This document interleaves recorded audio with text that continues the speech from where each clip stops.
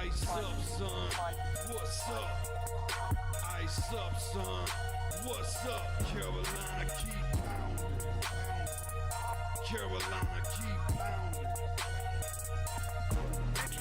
The Panthers on the prowl will continue driving down the field to the red zone. We just got a first down and 10. Smitty on the loose, wide open Ted again. Stack 6 more on the board, looking like a win. With the 6-game winning streak, put them out their misery. Brady wanna cry when the ref threw the penalty. Panthers got a hot team, Patriots the enemy. Draw the first blood, different team than we used to be. Cam swerving through the traffic, signaling a first down. Fans on their feet and the crowd getting really loud. Offense did a job off the field. There's the towel. Bank of America. Stadium is going down. Defense got him pushed back to the end zone. Hardy with the sack. That's a safety and we got the ball. Rushing on your shotgun. Staring at the barrel, y'all. All New England fans hear him saying that ain't fair at all. Ice up, son. What's up? Ice up, son. What's up? Carolina, keep pounding. Carolina, keep pounding. Ice up, son. What's up? Ice up, son. What's up? Carolina, keep pounding. Carolina, keep pounding. Better watch the linebacker, he can read you like a book. Run 40 yards just to tackle Luke. Got him shook, Tober like a tank. And D'Angelo with the fake. Stiff arm, out of bounds, 25 a game. Stewart back, healthy 3 lethal running backs. It's suicide, add the wide receivers, it's a route. Secret weapon, make plays, Greg Olsen make it happen. Keep pounding on these haters, we ain't playing John Madden. Legion of the hometown go boom. Force and fumbles, Panthers making sure the ball is loose. Jack move, Charles Johnson, yeah, he will come attack you. State of mind, mentally and physically, we pass you. Godfrey in the nickel back, and he making sure we're safe. Panthers on the prowl, we gon' come and elevate the state. Hard fought thriller, only 59 seconds left. Panther fans on the feet, heart beating out the chest. Ice up, son.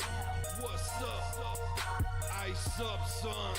What's up? Carolina, keep pounding. Carolina, keep pounding. Ice up, son. What's up? Ice up, son. What's up? Carolina, keep pounding.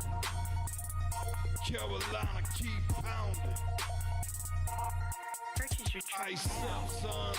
What's up? Ice up, son. What's up? Carolina, keep pounding. Carolina, keep pounding. Ice up, son. What's up? Ice up, son. Carolina, keep pounding. Carolina, keep pounding.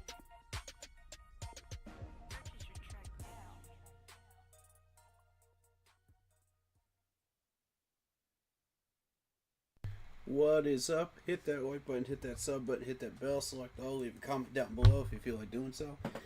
And don't forget to check out the Facebook group page. Keep pounding in all caps for in-game posts, polls, opinions, and reactions to NFL news, such as scheduling for the channel and for the Yahoo Sports app.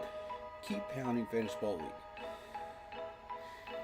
If you want to get your hands on an intro like the one you see on the screen, go check out Lindara Tai on Instagram using her last name first, I-T-A-I Lindara, Lindara, for video panels, etc. to up your game as a streamer. Tell her we sent you. She'll hook you up.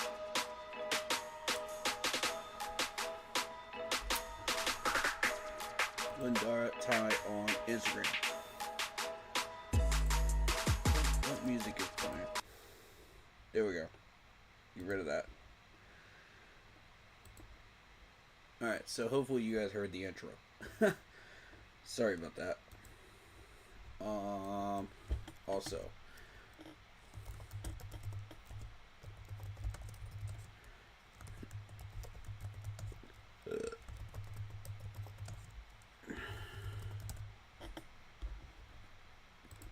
go. Updated the title. Good. Alright. Shout out Monster Sub and Grubs. Get yourself a tasty sub if you're out in Spartanburg, South Carolina. The owner's a Panthers fan and an awesome dude. And the entire crew are awesome as well. Shout out to all the other streamers, including Blitzball Champ, Monk 2020, Showtron, Pat Coltrane, C3 Podcast, and all of the other ones that do what we do. Much appreciated to all of you. We are live for the Panthers versus Jags preview. We'll be joined by Blitzball Champ in just a little bit. I'm trying to get all that set up right now.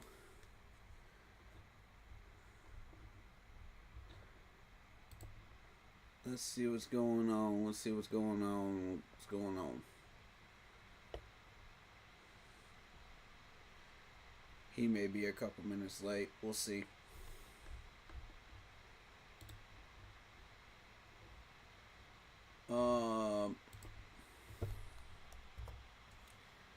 That's fine because it gives me time to get all of this set up here.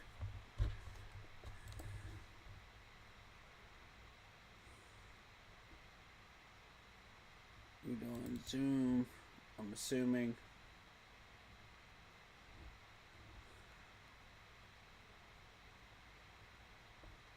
He wants to do Zoom, so we'll do Zoom.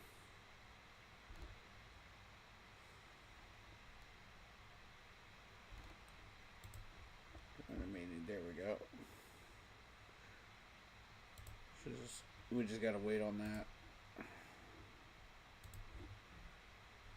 Let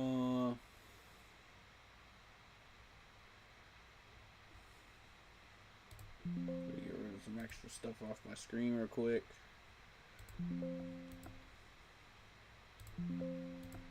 Get rid of some clutter. How you guys doing? How you doing today? Hopefully everybody's doing well. Looking forward to this, man.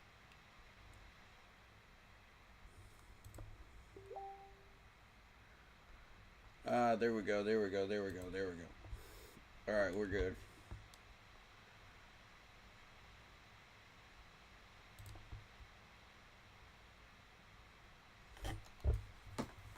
Okay.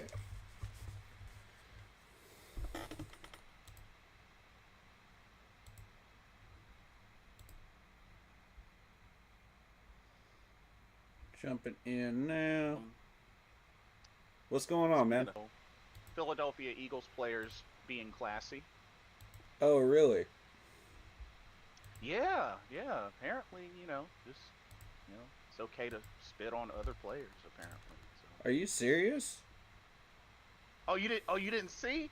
Oh, no, dude. I didn't see this. Yeah. After the end of the opening play, Jalen Walker spit in Dak Prescott's face. Oh, wow. Yeah, he got ejected. Yeah, rightfully so. He should be. Yeah, I kind of trolled my brother a little bit because he's an Eagles fan. I was just like, oh, now y'all got players spitting on other players. Okay, classy. Well, I mean, we are talking about the fan base that trashed our City Hall when they won the Super Bowl.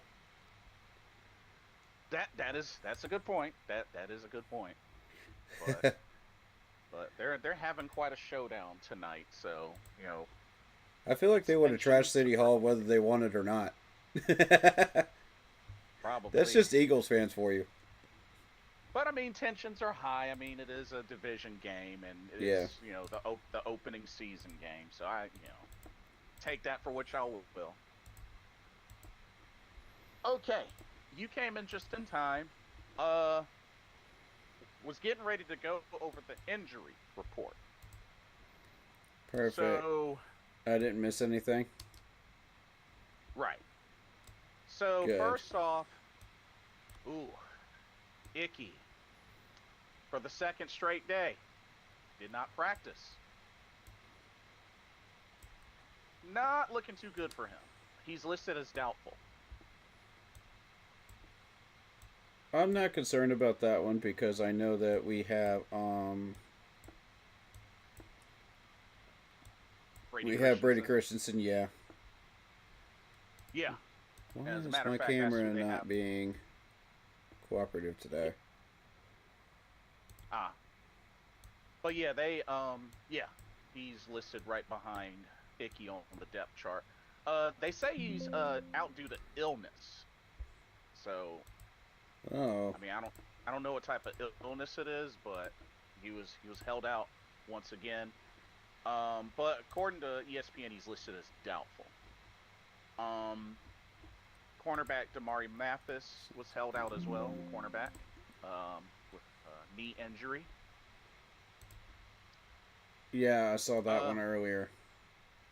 Both Damian Lewis and Robert Hunt are both questionable. Damian with the shoulder, Robert Hunt with the foot. But they were limited.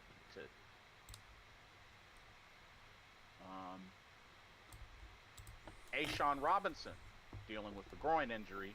He was limited.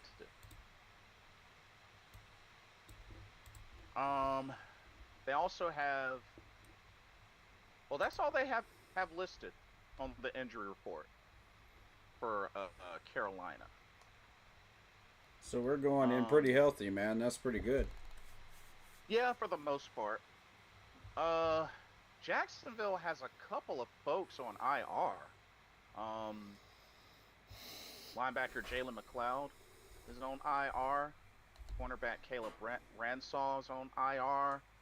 Wide receiver Joshua Cephas is on IR.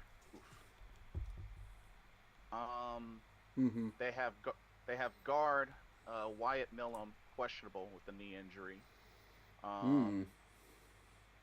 Offensive tackle Cole Van Lannon questionable with the shoulder. So, you know, folks are a little banged up.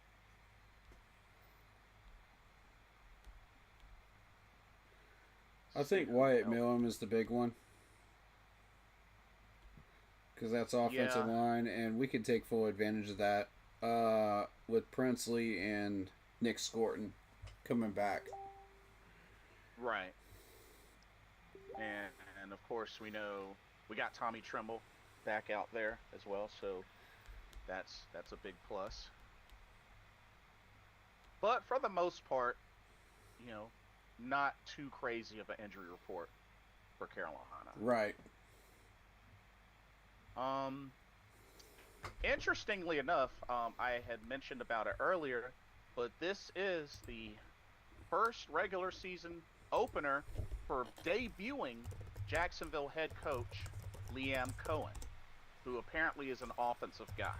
He was a quarterbacks coach, wide receivers coach, and was Tampa Bay's offensive coordinator last season. So, don't really know a whole lot about him.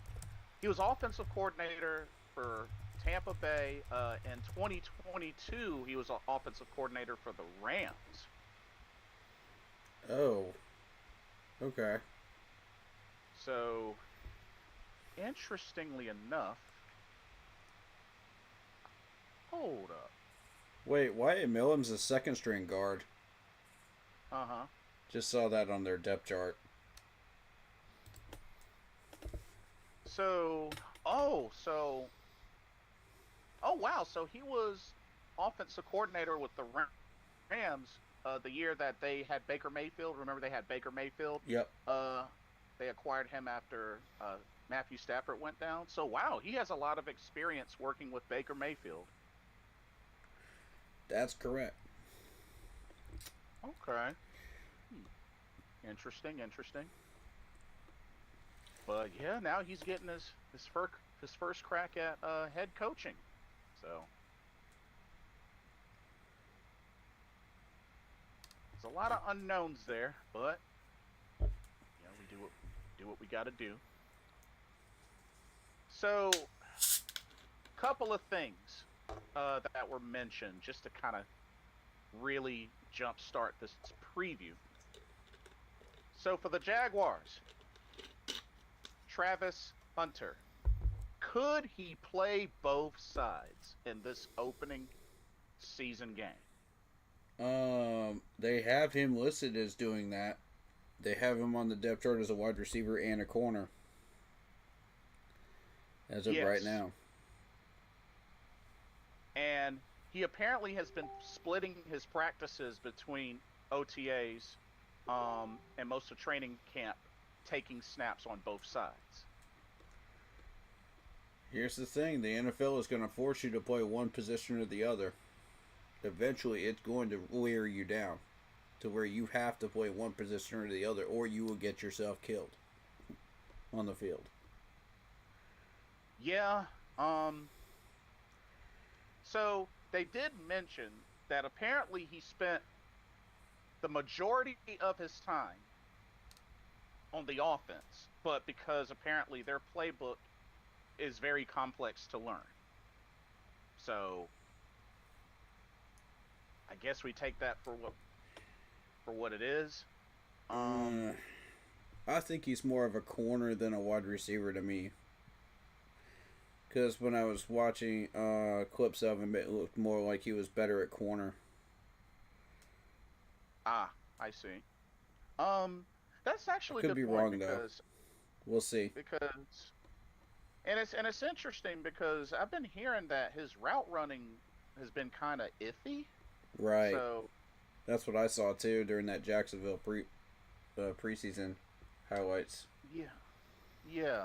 Logan James, welcome to the stream. So the Jaguars apparently have stated that the number of snaps that Travis Hunter plays on one side of the ball versus the other will be depending on the matchups and personnel. So, in the recent article, for example, we have Tedero McMillan. If he's on the field, Travis may come out as a nickel on defense. That's possible. Now, it was mentioned that according to Mike DeRocco of ESPN, if the Jaguars are in 11 personnel on offense in the form of one running back, one tight end, three wide receivers, then we will likely see Travis Hunter.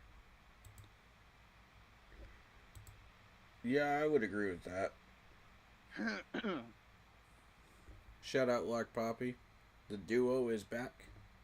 That's right, man. We are back. It is that time of year again, y'all.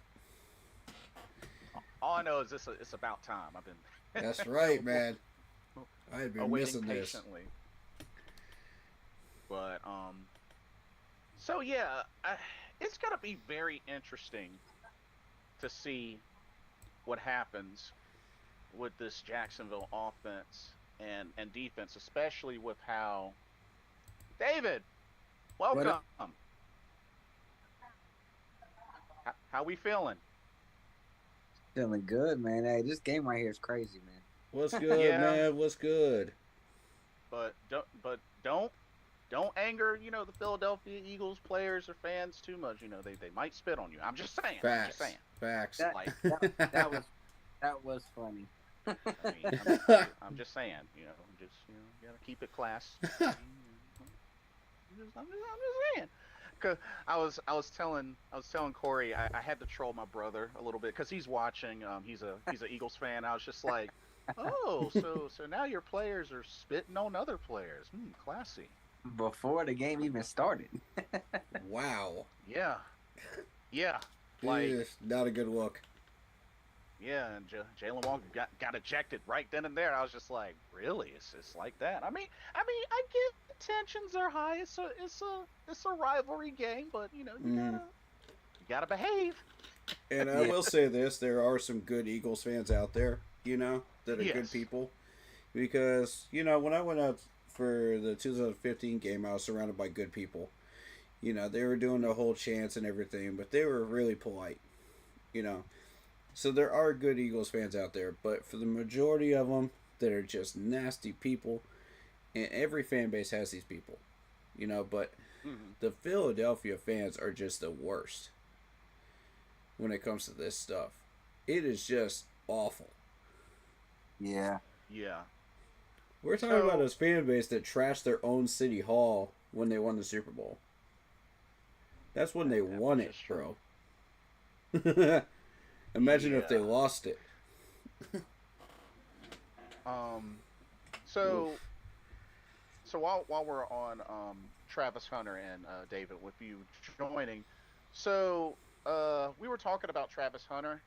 So it sounds like the majority of his snaps have been offense, and word is that the amount of snaps he takes on offense versus defense is going to depend on matchup and personnel.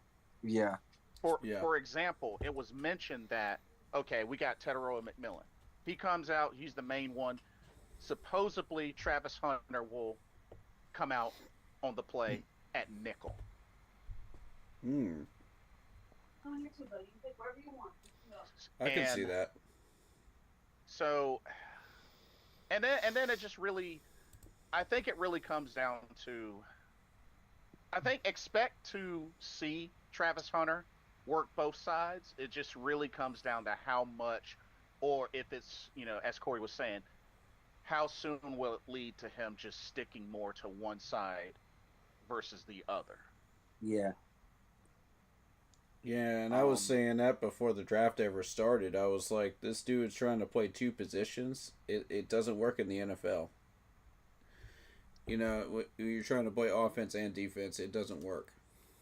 The NFL will force you to do that. It will force you to go to one side or the other.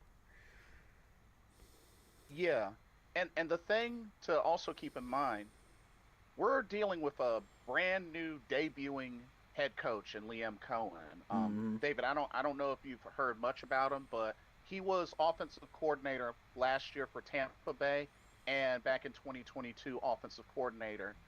So he has a lot of experience working with Baker Mayfield. Ooh. Mm.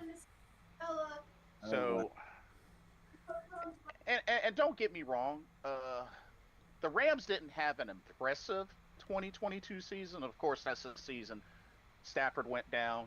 They ended up picking up Baker Mayfield to finish off and everything. But Right. I mean, that's still a big deal. He's been a quarterbacks coach. He's been a wide receivers Mm. coach. He's been a passing game coordinator. Kaiser. And being that he has a player, um, which apparently Travis Hunter spent more time on offense because apparently they have a very complex offensive playbook. So Mm-hmm. it's just something to take a mental note of, because we really don't know, I guess, what to expect. Being that okay, this is somebody just like what we had with Dave Canales. Mm-hmm. This is somebody that's for the first time stepping into that head coaching role. So there's a lot of unknowns there. So something to think about. Something to think about. Oh yeah. I'm looking at this Um, Jacksonville depth chart, and I'm noticing Devin Lloyd and Ventrell Miller are both splitting first string at linebacker. hmm Which one's first string? Which one's not? What's going on there? That seems really strange to yeah, me. And it got my I'm attention I'm right not away. I'm not too really I'm not too sure how much they have upgraded their defense. I mean, I know Josh Hines Allen, definitely a name Jack to look Kaiser out for. is a new Jack name. Kaiser, Eric Emmanuel Armstead. Ugba is a new one. Um, but yeah, I think definitely the biggest name on their defense to keep an eye out on is Josh Hines Mm-hmm. Allen. Agreed. Uh, Trevon but there's Walker as also well. Travon Walker. Yep, good point. Uh, as a matter of fact, that is one of the notable things to look out for because what's interesting here's the weird thing about it. So Jacksonville, uh, their pass rush last season was the fifth worst in the league with 34 total sacks. But the funny thing is their two primary edge rushers, Josh Hines Allen, Trevon Walker, were both in the top 30 in total sacks last season. Walker was tied for 12th most in the league with 10 and a half, and Hines Allen tied for 27th with 8 sacks. Mm. So that's a duo we really need to watch out for. I think Taylor Moton's got his side locked down. Brady Christensen has been known to have one hold a game, so look out for that. So that's going to hurt us down the line for one drive, but hopefully not momentum killer, Yeah. But I think he should be able to hold his own. He shouldn't have any trouble.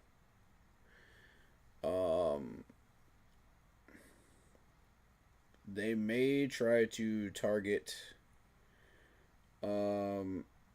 Corbett because of that knee injury in his past. Mm-hmm. But I think he's healed up from that now, so he should be okay. So we'll see how that goes. As long as he holds his own up front, then we should be fine. But I think Bryce will be fine. As long as he's able to have the time to throw the ball, we should be able to find Renfro over the slot. XL or T-Mac down the field. So we should be all right. They're going to double up one of the two. Now, the question is which one. And I think initially they're going to go after T-Mac because of the fact that he's a rookie. But I see. If they do, it's gonna put XL 1-on-1, and that's what they're counting on because they remember he has catching issues last year. Mm-hmm. But see, if they haven't done their homework, then they won't know that this dude has solved his catching problems in the preseason.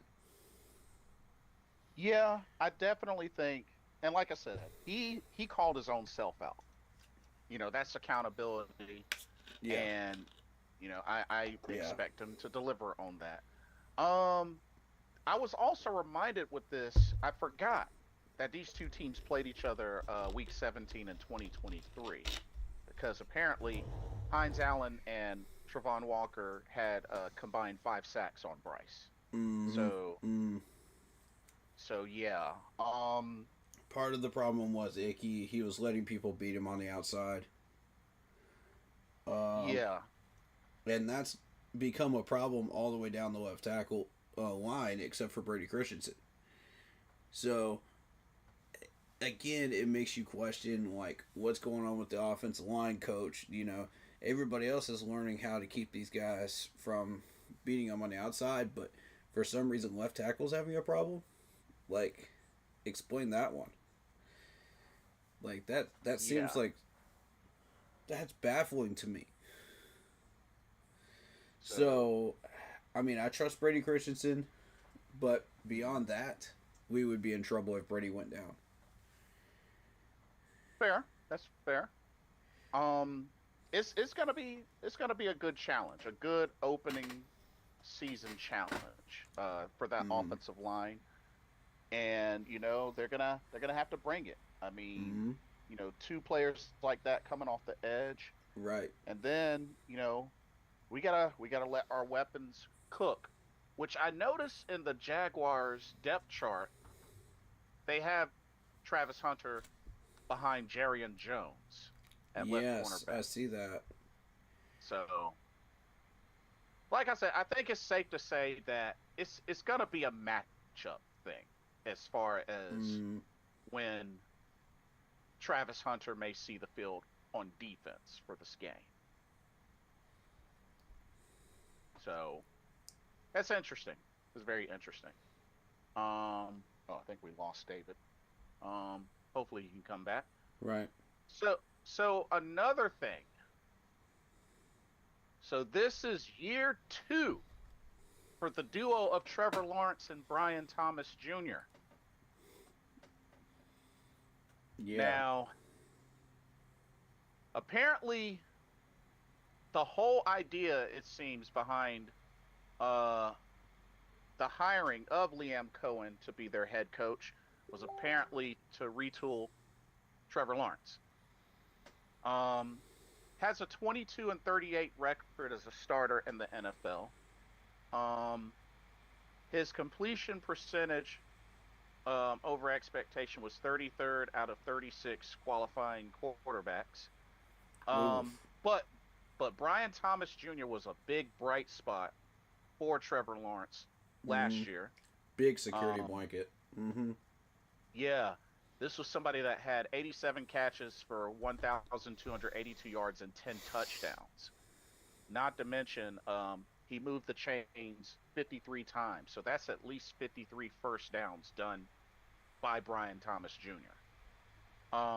And his yardage total was the 3rd best in the entire league and the best of any rookie last season.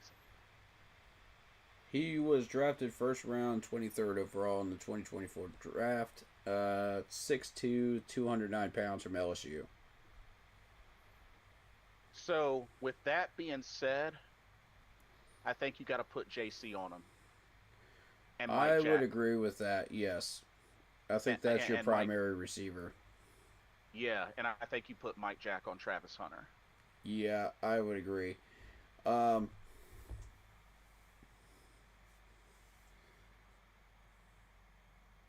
You know, as far as defensively, we can throw T-Mac at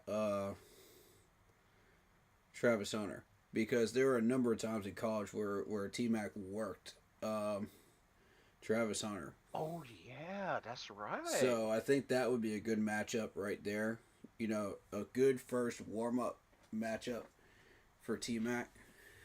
You know, to kind of stretch his legs. Welcome to the NFL, game for him. To get him acclimated to what kind of talent we got up here at the NFL level. Because he hasn't faced up against a real good corner yet in the NFL. Warm him up with Travis Hunter, warm him up with somebody like that, and then have him go into a game against, say, AJ Terrell in Atlanta, and then he's good and warmed up. He's ready to go. He's ready to face a Pro Bowl level corner. So I think this will be good for him. Yeah, good call. Also, the brothers are gonna see each other. Trevor Etienne, Travis Etienne. Yeah, this should be exciting. Travis has always been the better runner out of the two, I think. Okay. If you go back and look at Clemson highlights, Travis was an absolute animal. And he can catch, he can do whatever you need him to do. He's just that guy, And pairing him up with Trevor was the most brilliant thing that Jacksonville could have ever done. They clearly won that round of the draft with those two picks. Because I did not see that coming at all. I was stunned as a Clemson fan and as a Panthers fan because I was like, oh boy. If Jacksonville ever ends up on our schedule and those two link up with each other and start figuring stuff out, we're in trouble. You put weapons around that's dangerous. And I know we're going to probably mostly see Trevor and Etienne on, special teams, he's Mm. listed, at the front of our depth chart as returner. But I do believe there's a chance we could see him take some snaps in the offense. Um, Not only that, Travis. I mean, first 2 years, amazing, back-to-back Yeah. 1,000-yard Yeah. rushing seasons. His numbers took a hit last season, but so did the That's Jaguars. because all of the offensive weapons left Jacksonville along with the coach. Yeah. You're talking about Agnew, you're talking about Calvin Ridley, you're talking about a couple Yep. of others as well, left Jacksonville to where the cupboard was barren, in the wide receiver room. So they had to go out and Right. get some guys in the draft and free agency and just start all over. Which you had a whole new playbook, for Trevor Lawrence, which Trevor was trying to adapt to, Mm-hmm. which it should be the other way around when you're doing with Trevor Lawrence because he runs specifically RPO offense. That's what he does. Mm-hmm. So you need an RPO offensive coordinator that pairs with him. It's not about who should be in more control here. It's about pairing them up. Mm-hmm. So if you get a good pairing and you put Travis Etienne in there, who runs the RPO as well, with him, I mean, good. Give him a good offensive line that's pass protecting, Mm-hmm. mostly, but able to block the run as well and open up the gaps and pull, as guards to Right. open up holes for Travis Etienne. Give him some weapons that match that RPO offense, and that's a dangerous offense, man. That's a top 5 offense. If you put everything together and you get the right receivers that can catch and can get yak, that is something scary right there. And we are very, very lucky they have not put it all together yet. And that their Right. GM is not sure what he's doing yet in Jacksonville. Yeah. Definitely a good breakdown there.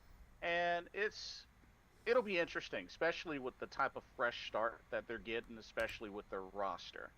Um, it should be interesting. It should be very interesting.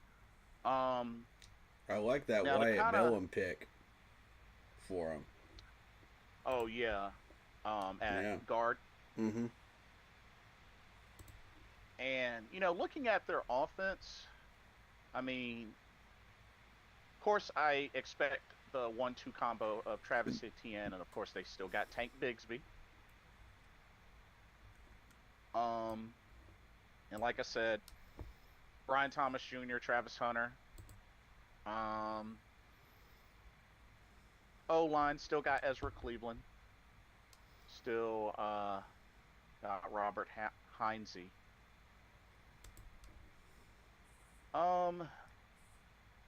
As far as defense, like I said, I mean, aside from Travon Walker and Josh Hines Allen, I think as long as the O-line holds it together, we should be good. I do really need Carolina's D-line. This got to be. Yeah. We got to open up with a Mhm. strong pass rush. Yeah. Yeah. Like, this is definitely the game to do so. I mean, they don't exactly have a phenomenal O-line. So Where would you rank it? Jacksonville's O-line? Yeah. Where were they ranked on the PFF last year? Because it hasn't really changed that much except for a couple of draftees like Wyatt Millum. But realistically, I don't see a real big change yet until Wyatt gets acclimated. So they were bottom. They were in the bottom third of the league. Yeah. So around That's that, what I figured. around that 23rd, so to speak. Mm. The So- the draft pick of Wyatt may have bumped them up to 20, but Mhm. that's as far as I see them going up. It didn't look like much of a change here. Did they make any moves on that line at all? So I don't think they did. I not that I know of.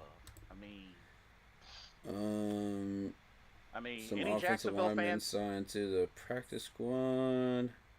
Any Jacksonville fans in the chat? Sound office, you'd know. Um, I'm not seeing. Oh man. I mean, okay, so across the board it says 26. So they were 26, PFF 26. Hmm. So I mean, I'm looking through their transactions right now, and I'm not seeing much. This is mostly just practice squad people and trainees that are being moved around.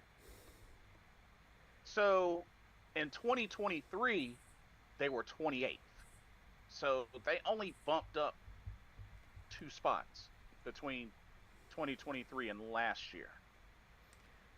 Oh, they drafted a center. They drafted Jonah as well Uh-huh. at pick 221. So to put it more into perspective, the last time Jacksonville had an awesome, or at least had a good O-line, it's weird, but it was 2022. The PFF, Yep. they were according to the PFF, they were last in run blocking but fourth in pass blocking. I can see that.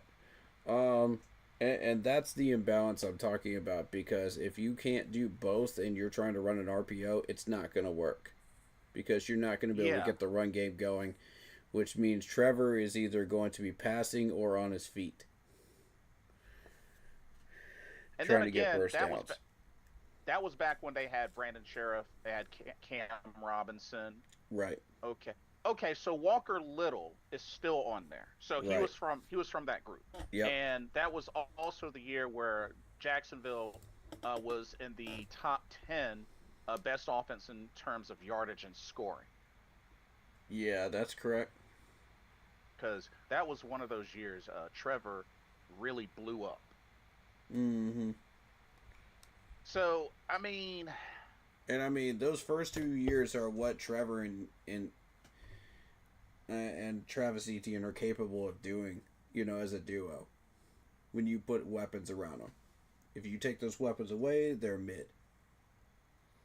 And they're vulnerable like they are right now. So we caught them at the right time. So realistically, they have a very young offense, and they are kind of in a O-line rebuild, so to speak. Mm-hmm. Perfect time to take advantage. Yeah, Princely, Nick Scorton, take notes. This is your time to yeah, shine. yeah. D-line, we gotta really test that O-line. We gotta test that O-line. Like, Ajaro, get aggressive. Get aggressive. Agreed. And that doesn't mean dial up a whole bunch of blitzes. That means just get aggressive on the D-line pass rushing. Right. Because Trevor Lawrence will be dangerous once he gets out of the pocket. He will try to run. So I want a quarterback spy out there. That's first thing I want. Second thing, Travis Etienne is dangerous. If he gets some momentum going, on a draw play or an ISO. So you want to make sure that you are physical and strong at the D-line at point of attack. Yes. Because if he starts pushing you back, that's trouble. Because he will get 3 to 4 yards easily every time, he touches the ball if you keep running him up the middle and he gets that momentum going. That's... Once he gets in a rhythm, that's it. Because they're going to try to throw him the ball after that on screen plays. It's going to get worse from there.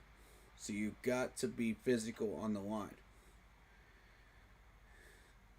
Derek Brown, calling on you. You're the center point. You are the starting point of that. Get aggressive with Travis Etienne. There is no other way to play this dude. There is literally no other way. Because that's what these defenses in college football had to do. You had Bama, you had Ohio State that challenged Travis Etienne. They had to get aggressive in order to stop him. And eventually Travis did break through. Mm-hmm. So, I mean, if you can play aggressively for 3 whole quarters against Travis, you're doing pretty well. Yes. Um, And not but only that, do keep in mind they still haven't reached where they need to reach yet and run blocking. So we got to definitely be sure we have Carolina's a defense. great advantage there. They may have some Yeah. holding calls that they may be calling because their technique isn't the best. So you may see a bunch of penalties because they're undisciplined on the offensive line.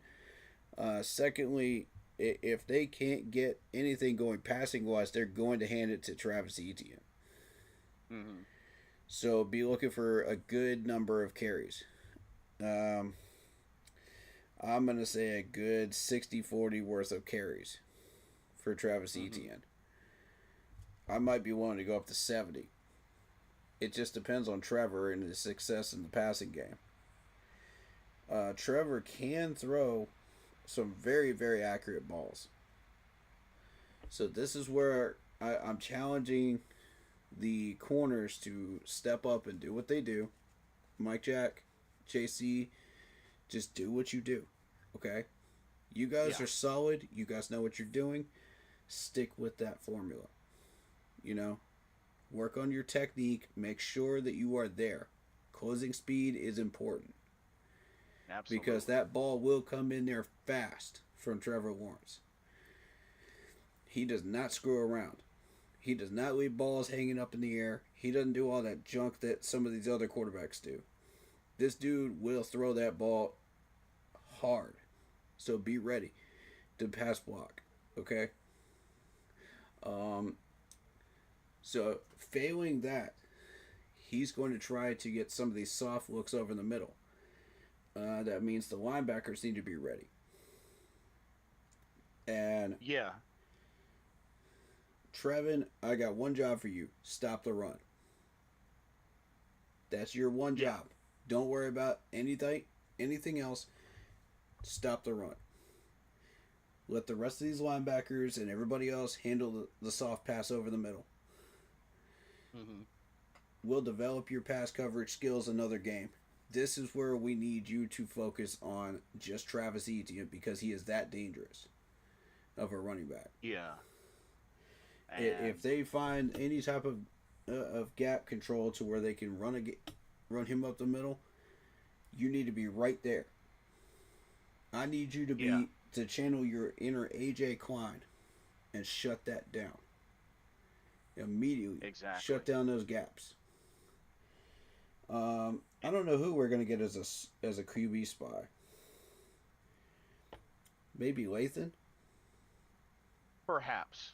Yeah, perhaps. Maybe The only Lathan. thing the Yeah. only thing I will definitely say, if 2022 Trevor Lawrence shows up, we are going to be in for a fight. Yep. That's gonna be a long We're going to game. we're going to be in for a really really Mm-hmm. big fight. Mm-hmm.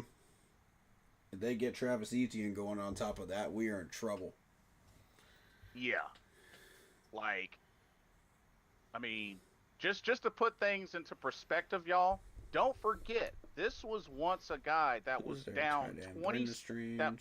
that was down 27 to zip and led his team on one of the biggest comebacks in the recent 2-3 years to win by 1 point in the playoffs, mind you, over the Chargers. Mm-hmm.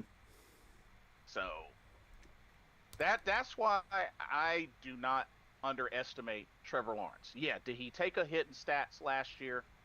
Yes, But that was but because he didn't have the weaponry anymore. yeah, yeah. Let's also not forget who Trevor Lawrence is and what Mm-hmm. he's been able to do, especially transitioning from college to the NFL. Corey, my bro, you know more than you know way Oh more than yeah, me in that. that dude is terrifying when he if gets on there's a roll. anybody, if there's anybody that can relate a million He's percent, terrifying. that's you. So yeah, like if That's one. 2022 Trevor Lawrence shows up, we're in for a fight. That's not a quarterback I want to face today on Sunday. No. And Yeah. that's what I'm saying. Eventually, Jacksonville will put all the pieces together, but will that happen before Trevor is kicked out of Jacksonville? You know, because he's Right. got maybe one more year left on that rookie contract, and then,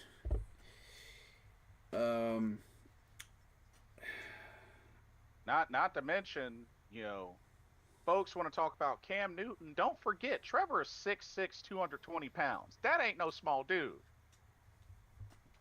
I have a suggestion actually. I have a suggestion. We What you run got? the West Coast / RPO, right? I believe that's where Dave Canales realm is around that, if I remember correctly. Now, Andy Dalton is going to be retiring soon. Here's Yeah, my I could see it. suggestion. Trevor Lawrence will be a backup quarterback because nobody's going to trust him to be a starter after he gets pushed out of Jacksonville. Everybody's going to think this dude is washed up. We're going to get him for cheap as a backup quarterback. We'll get our third string quarterback and then we'll roll, because he's going to have weaponry in Carolina. And we've already got Hunter Renfrow. You put both of them together. Woo. Familiar faces. Oh, yeah.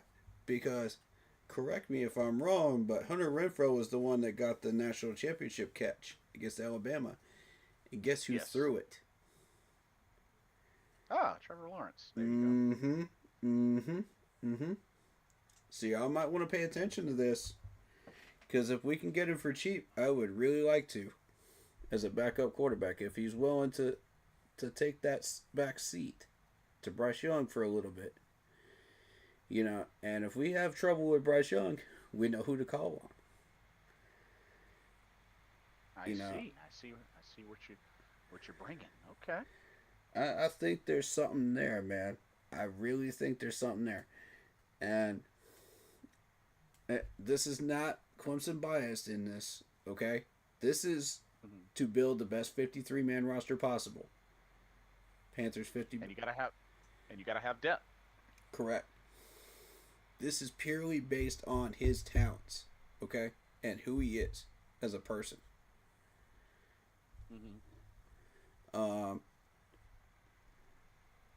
And speaking of people that are from Clemson, Hunter Renfrow. Let's talk about him briefly, real quick, because this dude Yes. chose us. He chose us. Think about that, folks. Out of all these other teams that have been giving him phone calls, he chose us. That's loyalty right there. Yeah, he definitely gave off the Carolina or bust vibes. That's the type of energy we need out of these players, bro. I've been waiting a long time for this because now these players are starting to see what Dave Canales is trying to create and Dan is trying to create. And they're saying, I want a part of this. I want in on this. I'm going to buy in. It's Carolina or bust because I see something here. There's a lot of players out there that are willing to jump on that developmental train because once they see it rolling. Because they know eventually they're going to get paid or they're going to get themselves a ring somewhere down that line if that train keeps rolling down the tracks. So, the agents recognize this too. So it's important to note that the phone calls he was getting was from his agents. Hunter, because Dan has already done the grunt work. He was already like, yeah, I want Hunter. 100% we want Hunter. Dave was on board too. They're just like, no, we're not settling for anything less. Like, if you want to be here, then come on. We'll sign you today. Today. Like, there's no question about it. Because this dude was making plays. He was creating positive buzz all over Twitter. I mean, it was just everything that we wanted with this franchise. And that's what you get when you bring in a Clemson player from a national championship team. That's what I'm trying to tell you guys. This is why we need to go after these types of players. And, you know, we've been signing people from Bama. We've been signing people from Ohio State. You know, championship teams, man. You know, this is what it is. Right. So, Oh, yeah. a Clemson wide receiver will bring you good footwork. He'll bring you good hands. He'll bring you good wingspan. He'll bring you good route running. These are the talents and traits that Clemson wide receivers bring in general. So, That's why we have them. but it's the loyalty part of it I want to talk about, because finally these players want to be a part of Carolina. How long has it been since you could say that players wanted to actually be here and not just grab a bag of money? They're not worried about the money this time. Hunter didn't care about the bag. He could have gone anywhere and got a bag of money. But he chose here. Why? Yep. Because of Dan, Dave, and this culture that we have created in Carolina. It's different, man. It's a different vibe. It's a different energy. It's drawing them in, man. And I love it. God, I love it. Trayvon Moehrig wanted to be here. You know. You talk about... Who else did we get out of free agency that wants to be here, man? It's beautiful. I believe Tershawn Wharton. Yeah, I mean, like, these guys want to come here, man. They see what we're building. It's not about contracts. It's not about money. You know, when Frankie left, it wasn't about money. It was about the fact that we knew that that defense was sour. Yes. And Frankie was That's a like, good nah, point. I don't want to be a part of this. I don't want to make a wave and say, oh, it's the defensive coordinator. But yeah, it was definitely the defensive coordinator. He saw a defensive coordinator he wanted to play for, so he said, okay, I'm jumping ship. You can write me as big of a check as you want. I'm playing here. You know, again, like, it's not about money in Carolina anymore. And people are starting to realize this. You know? Mm-hmm. Now it's going on a positive train. The way we want it to go. So that's what's so big about Hunter Renfro's signing. You know, it's not the fact that he was a Clemson Tiger. It's not the fact that he was a national champion. It's not this, that, or the third about Clemson bias. It's about what we got in him. Yeah. Not to mention, Renfro had mentioned how Dan and Dave blew up his phone. Like I think he said he had like 12 missed calls. Yes. That day. That's how desperately we wanted this dude back. It It does my heart good. It must have literally be like, so when Coker went down, it was like Dan was like, immediately on the phone. On the phone ASAP. Yeah. Don't take no lunch break. Don't take no water break. Get Renfro on the phone right now. That was so beautiful to see that. I love it. I love it, dude. And it's like the crazy thing about it, I can understand that there may have been some uncertainty, which could have led to, you know, him not making the original 53. But Correct. the fact that they came back to him, and it's like, dude, how are you feeling? You still want to do this? All right, let's go. Right. And I think the initial hang-up was the fact that we were worried about his injury, you know, history, and can he contribute for an entire season? Yeah. That's what Hunter was trying to figure out. It wasn't the management, it was Hunter. Yeah. And then what did they do? Bam, depth chart, starting slot. Just like that. Just like that. Didn't even think twice. Just bam. You will not regret this, Dan and Dave. You will not regret this.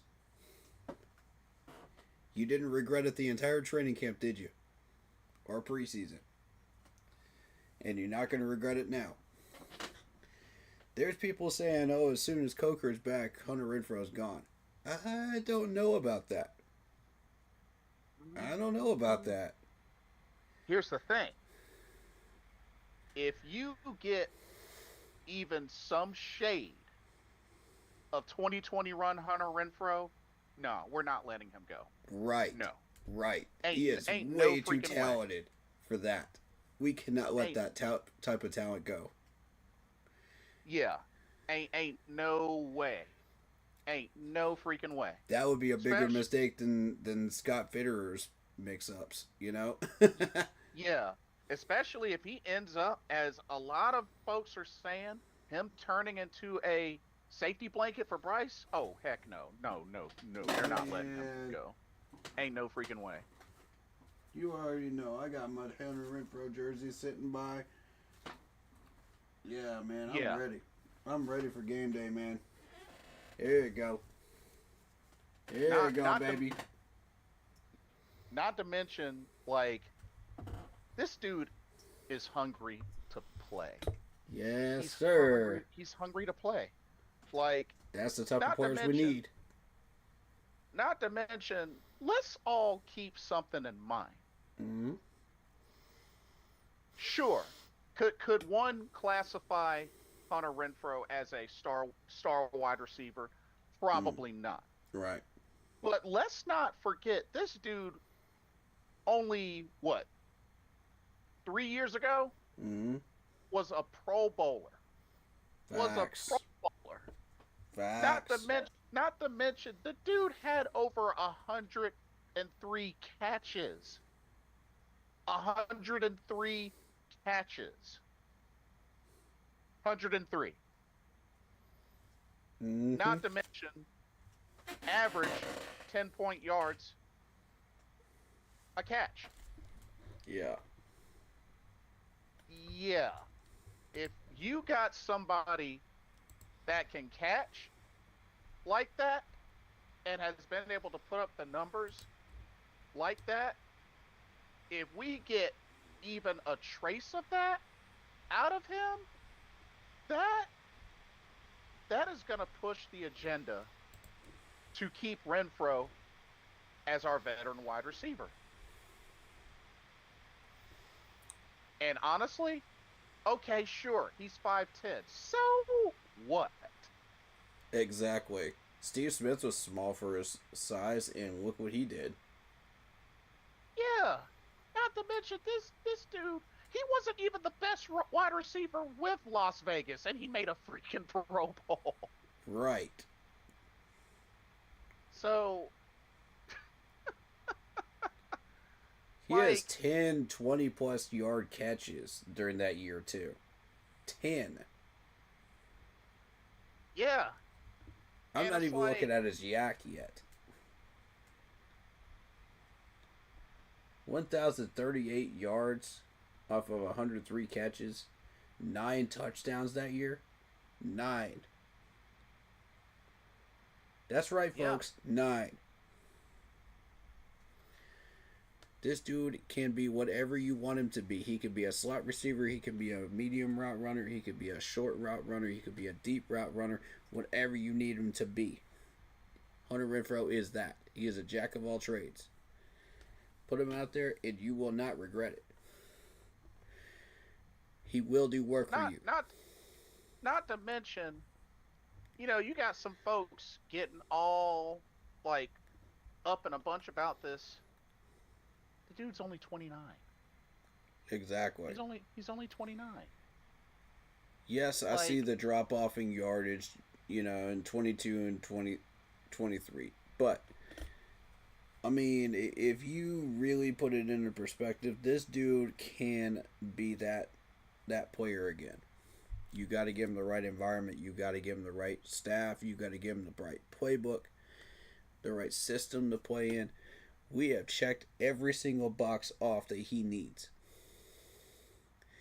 Yeah. This dude is going to ball. Period.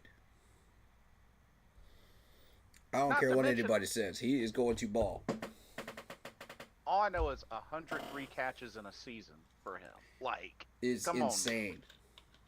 Like, Not even T. Higgins has that many in one season. not to mention, Hunter was never deemed a star wide receiver. Just Right. saying. Just saying. I mean, that's probably Not up the- in the top 5 that year, right? 2021. Actually, you know what? Let's find out. Yeah, let's find out.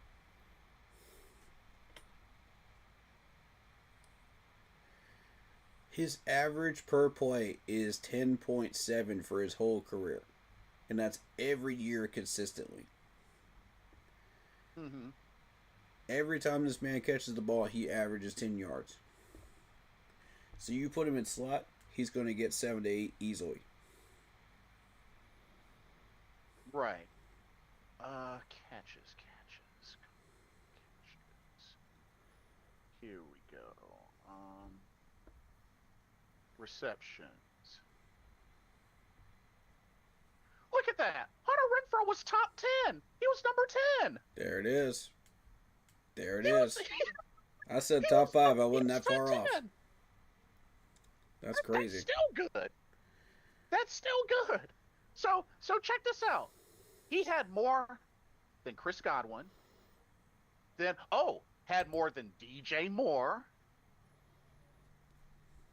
Had more than Amon-Ra St. Brown, Brandon Cooks, Marquise Brown, Jamar Chase, Mm-hmm. CD Lamb, Mm-hmm. Mm-hmm. Terry McLaurin. These are star wide receivers here.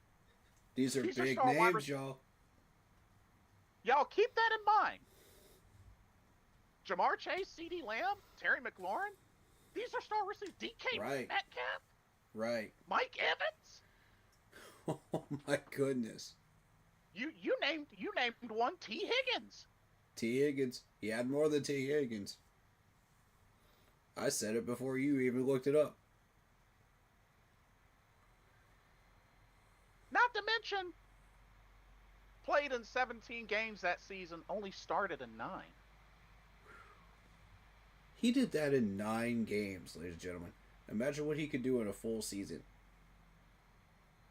That's terrifying. Oh my god. And he's with us. And the crazy thing about it, he only had chose 5 us. he only had 5 catches less than Justin Jefferson. Wow. And Justin Jefferson was ranked 4th. Ranked 4th. Listen, I'm not saying that Hunter Renfrow is a star wide receiver or will ever be one, but you can't ignore and be blind to a performance like that and to what capabilities this dude can pull off. That's what Otherwise, he's why capable would he? of. Otherwise, why would he be with us even after a year off? I'm just saying. I'm just saying. Dude is terrifying, man. It's just insane. That's what he's capable of. And he's doing that with us. Yeah. And he chose us. All these other phone calls. He said, nope, I don't want that. I want Carolina. Now I get it. Yes, I get it. He's a South Carolina native over there in Myrtle Beach. I get it. Yeah. But still, like, because folks got to remember The talent that we're talking about here.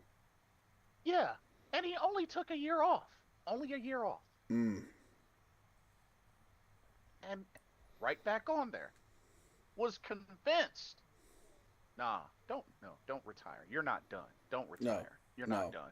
no. God had other plans for this dude, man.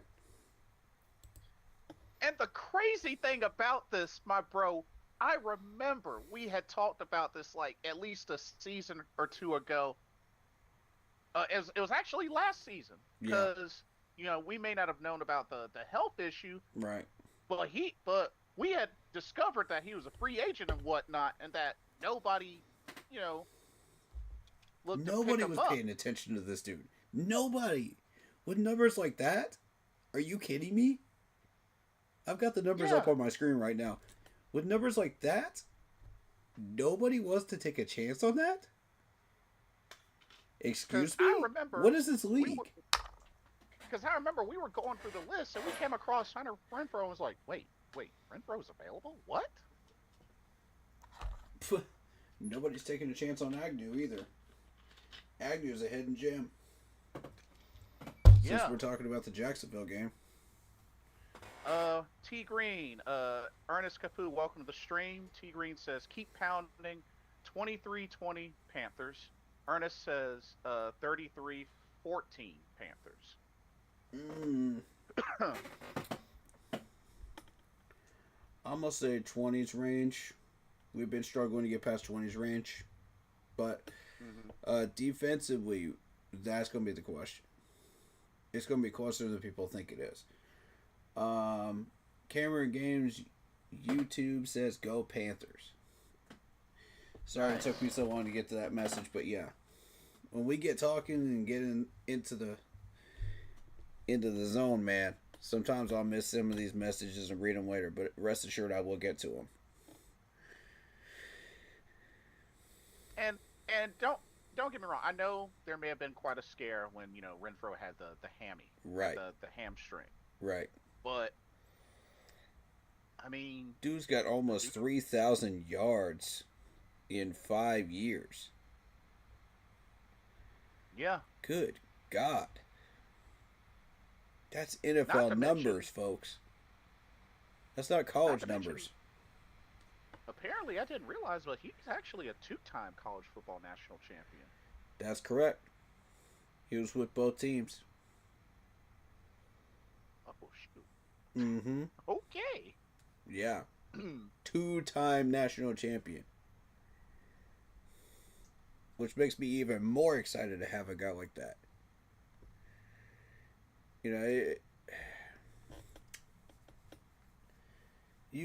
You take the Clemson bias out of it. You give me any player that's a 2-time national championship winner and they've got stats like this in the NFL, give them to me right away. Let's go. Give them in the signing room. I want them if there's a need. And apparently, I just happened to come across his background. He had all sorts of scholarships for football and baseball through like App State, Gardner-Webb, Wofford. He's like, nah, I want Clemson. Dabo went after him hard.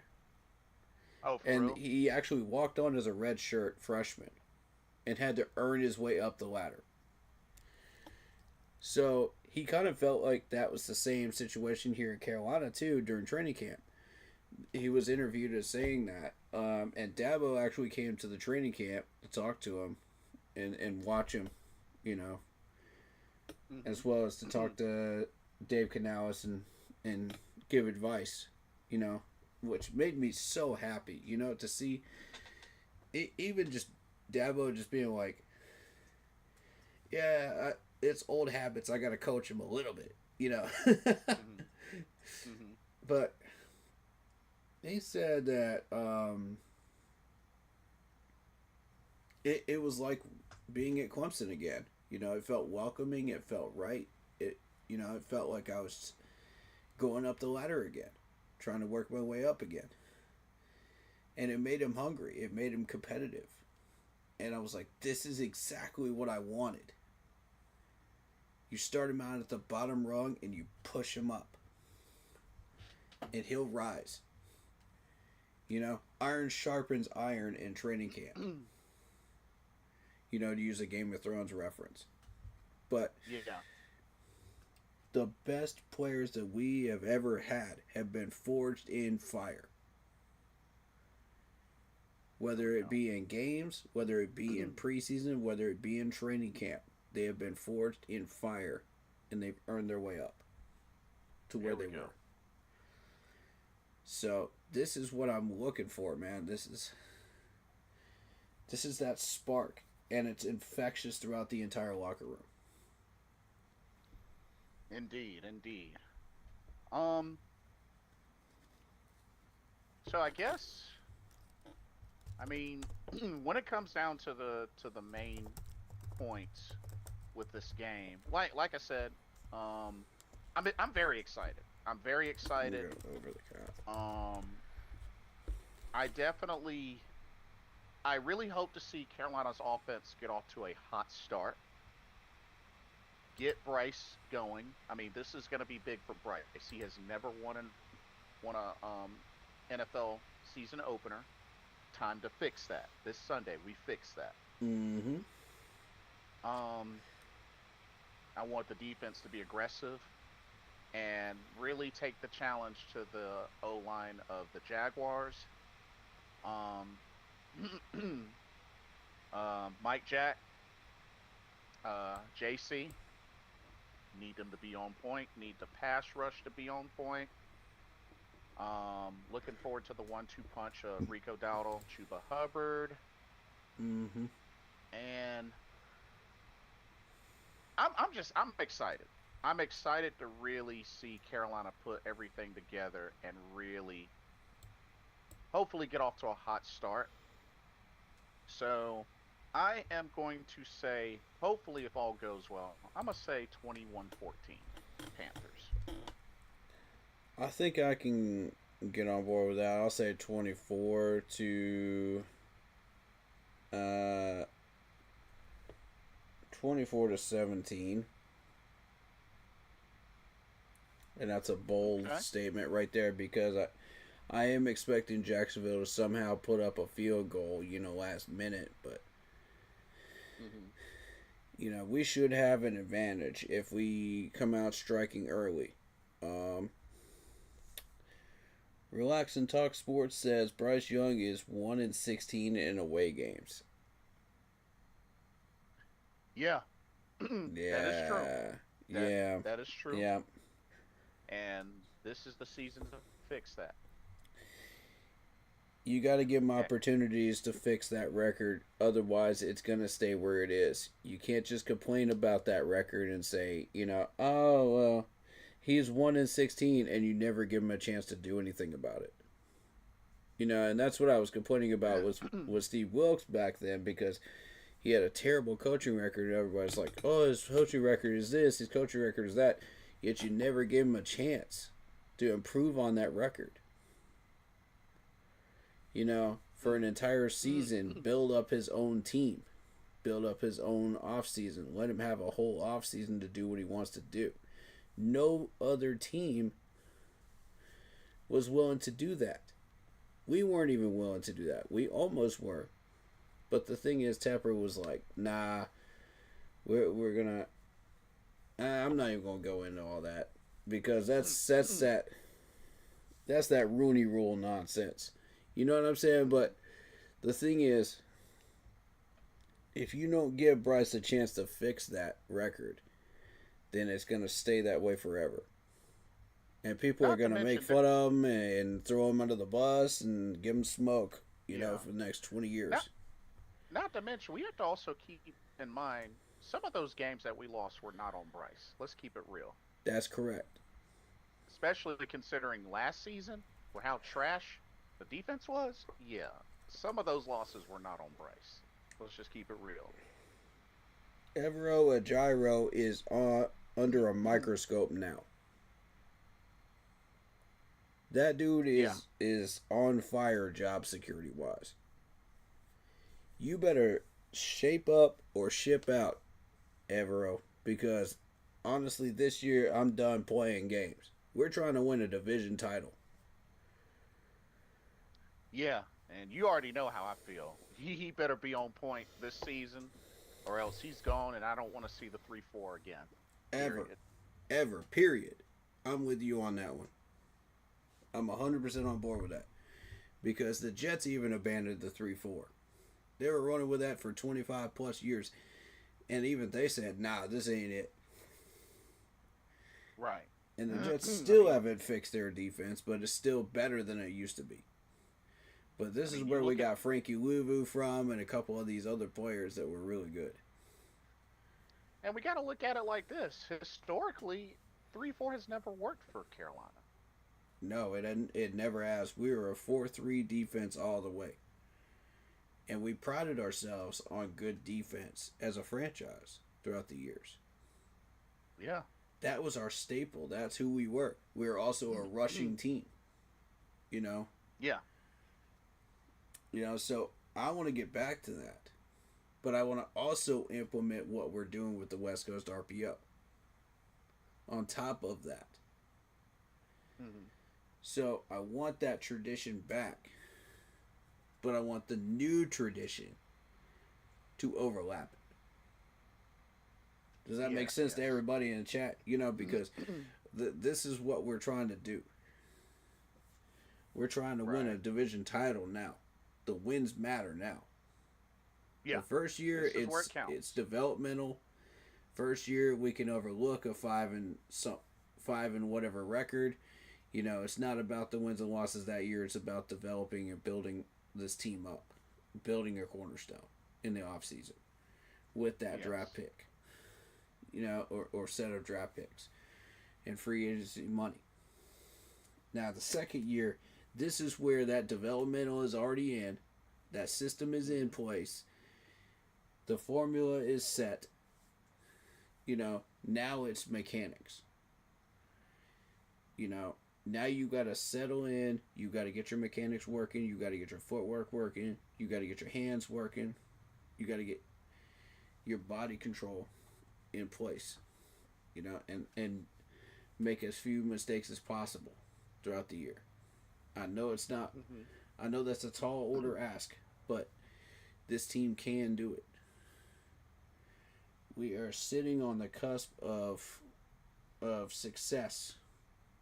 And it really begins with that hard work and grind that it takes to get there. With years like this year right here. You know you're not making a major playoff push. You know you're not going to the Super Bowl. You know you're not getting an NFC championship. But you can get to the playoffs. Here's what we can do. That's what Dave Canales is all about, is what we can do. Not what we can't do. What can we do? This year we have the talent to where we can put ourselves in a conversation for the playoffs. We can try our very, very best or come dangerously close to taking this division back. Mm-hmm. We can get 8 or 9 wins. There's a lot of factors going on, you know, and a lot of things that can get us there or break us. Mm-hmm. You know, so realistically, it's a matter of what we want. You know, how much do we want it? What are we trying to do? And how determined we are to get it as a team. And yeah. I'm looking around at the rest of the division. This is a weak division. We're sitting at 8 or 9 wins to win the division every year. It really hasn't changed that much. Right. Folks, it has not changed. It has been a competitive division. Just because you don't see Drew Brees or Matt Ryan or any of these legendary players in here anymore, that's a window of an opportunity for us to strike. Now is the perfect time to strike. And we were passive last year, and that's for a reason. Because we were waiting to see what other teams would do too. You know, you knew that, you know, Falcons got Penix. Okay, cool. They're settling in with Penix. That's going to take a year or two. You know, you got the Saints. Who did they get? they got somebody halfway decent, but you know it's not enough. You look at the Bucks. You know they lost Tom Brady. Who do they have now? You know they lost Baker Mayfield. Who's in there now? You know that's a transitional period for them. Right. If Bryce can light up that scoreboard, he can become the number one wide quarterback in the NFC South. There will be no doubt. It will be him by a wide gap. You know, does he struggle? Absolutely. Does he have his problems? Yes. But will he be the number one quarterback in the NFC South? If he balls out, yes. So, you know, everybody that wants to throw smoke at Bryce and throw him under the bus and act like he ain't going to do nothing this year, wait your turn. Because Bryce is about to show you, this is what I can do. You know, I'm tired of all the nonsense. I'm tired of all the BS. I'm tired of everybody talking smack about me. I want to succeed if I'm Bryce. Right. I've been given everything I need. An offensive line, 2,000-yard rushers, a solid tight end room. I'm not going to say great. I'm going to say a solid tight end room. There's always room for improvement there. Absolutely. You know, we're not quite to the great level yet. You know, you want a great level, you know, go talk to freaking Zach Ertz or Gronk about that. Okay? Those were the great tight ends. Greg Olsen, you know. Which, by the way, you have the ability to gain wisdom from Greg Olsen. Everybody in that tight end room. Take advantage of that. You know? Just like everybody has the advantage of Luke right now. You will not always have these players, guys. You will not always have these guys. They will turn gray. They will get old. And they will step away from football. So take advantage of it while you have it. Exactly. I beg you to. Because there will not be another Greg Olsen. There will not be another Thomas Davis. There will not be another Luke Kuechly. Use their knowledge. I beg you. You know. Agreed. And Trevin Wallace is in an excellent spot where he can do that. I expect this dude to be the next AJ Klein. And for those that don't know who AJ Klein was, he studied directly under Luke Kuechly in 2015. What happened to him when he left the Carolina Panthers? He became a middle linebacker for the New Orleans Saints. Starting middle linebacker. That dude was ready to lead that defense. After 2 or 3 years of development under Luke Kuechly. Film study. Knowledge. Discipline. Skills. And consistency. AJ Klein had all of it. He was ready. Yep.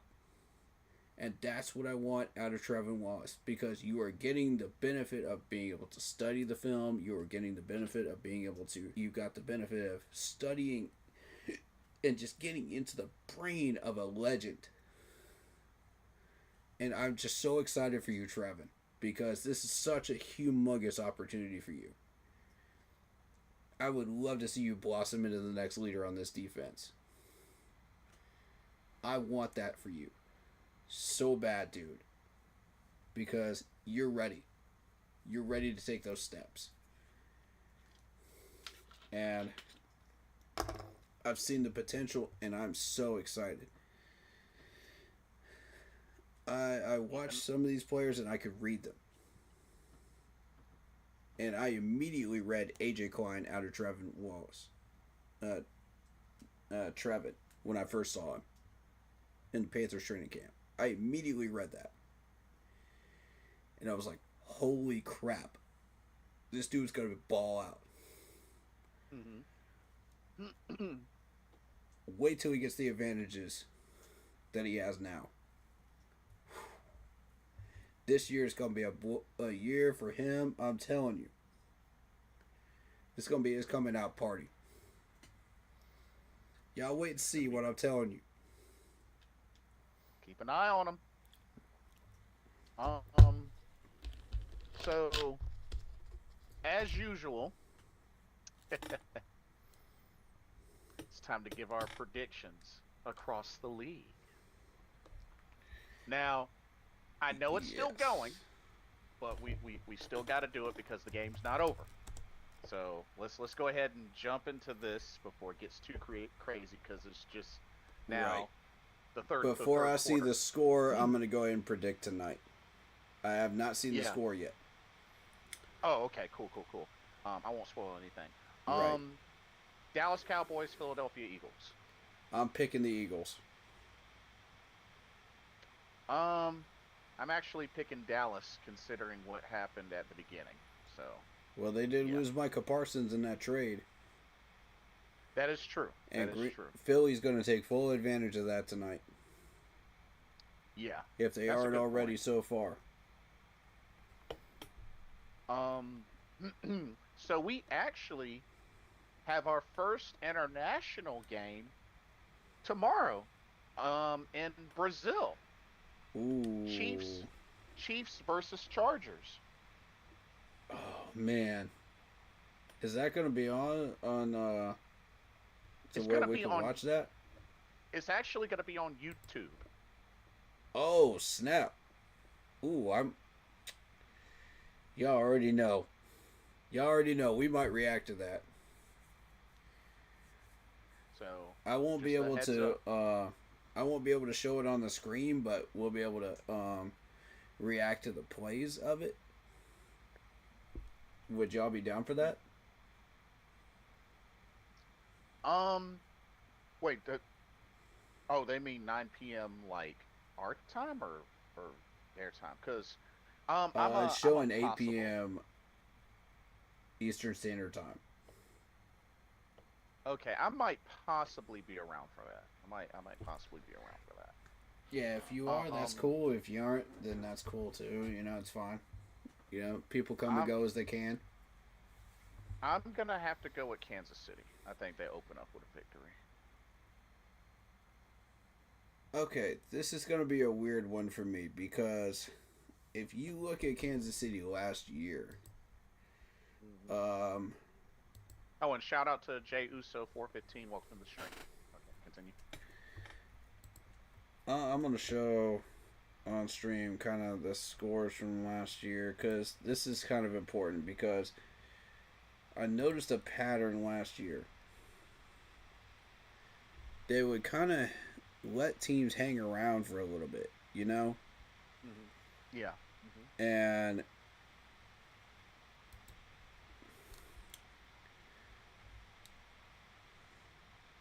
I think that's not a good illustration. It's not the Baltimore game. It's well,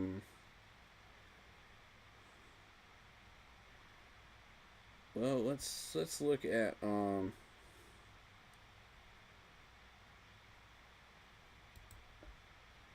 maybe the Denver game. Let me see if that shows up in the box score there. Because there was a certain quarter of the game that they just were not doing anything. Okay. Yeah, they were struggling in that second half, and somehow, magically in the fourth quarter, they would get just enough points to win. You know, it's like they were not putting the foot on the gas the entire year. You could kind of sense it when you were watching some of these games. Even the game against us. You know, we forced them to put the foot on the gas. And that's what I was very, very pleased about during that game. Because I was like, if you force Kansas City to come out guns ablaze, they will do it. But you gotta... And if you play 4 whole quarters of clean, good football against Kansas City, it will force them to play to their potential.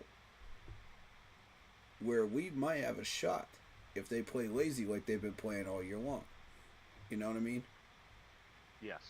We had a shot at winning that game. And I said it right out of the gate, during the preview stream too. You remember it. Yes. I noticed that pattern going throughout the entire year. Pat Mahomes only threw for 266 yards that game against Denver. And they won 16-14. Right. This is at the time this was a 5-4 Denver team. Mm-hmm. And they were being lazy with a 5-4 Denver team. Come on, guys. This had opportunity screaming at us to try to take advantage of it. Yeah. It was screaming at us. We almost gave them their second loss of the year. You take a look at the game we played against them. We forced them to put up that last-minute field goal in the fourth quarter. They came out guns ablaze. They put 20 points on us in the first half. Right. No other team forced them to do that This is true. up to that point. And as you can see, 269 yards from Pat Mahomes, 263 from Bryce Young. He played his butt off that game. Bryce did. Yeah. Chuba had 58 rushing yards. Kareem Hunt, 68. David Moore, 81. And, J.C. Jewell had 9 tackles in that game. I mean, we played a heck of a game against these guys. So, which Kansas City are we getting? Are we getting the lazy Kansas City game, where they squeak by and get the win? Or are we getting the Kansas City game that is going to go guns ablaze because they got Juju and Hardman back? Oh, yeah, good point. That's where I was going with that, because when they had Juju and Hardman, these two guys were instrumental working together to put up points. They were getting 30 points, 35 points a game.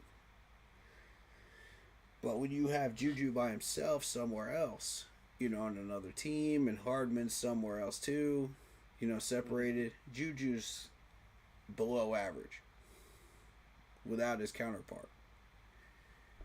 You put them both together, that's a dangerous duo. Because one of them's going to get guarded, the other one's not. And therefore, Right. And I think we got that same dynamic with XL and T-Mac right now. Except neither one of these wide receivers are the level of Juju. They're Right. both the same level of talent. Big time talent. So, I will say KC wins that game, but by how much? That's the question. Yeah. I'm with you there. KC for the win. But yeah, they're in Brazil for this game. So, Corinthians Arena in Sao Paulo, Brazil. So, nice. Yeah. And that's tomorrow. Very interesting. Okay, Sunday games. All right. Already our first NFC South showdown. Tampa Bay at Atlanta.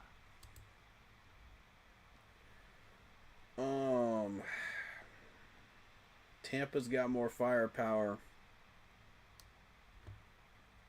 Penix is the I have to better agree. quarterback.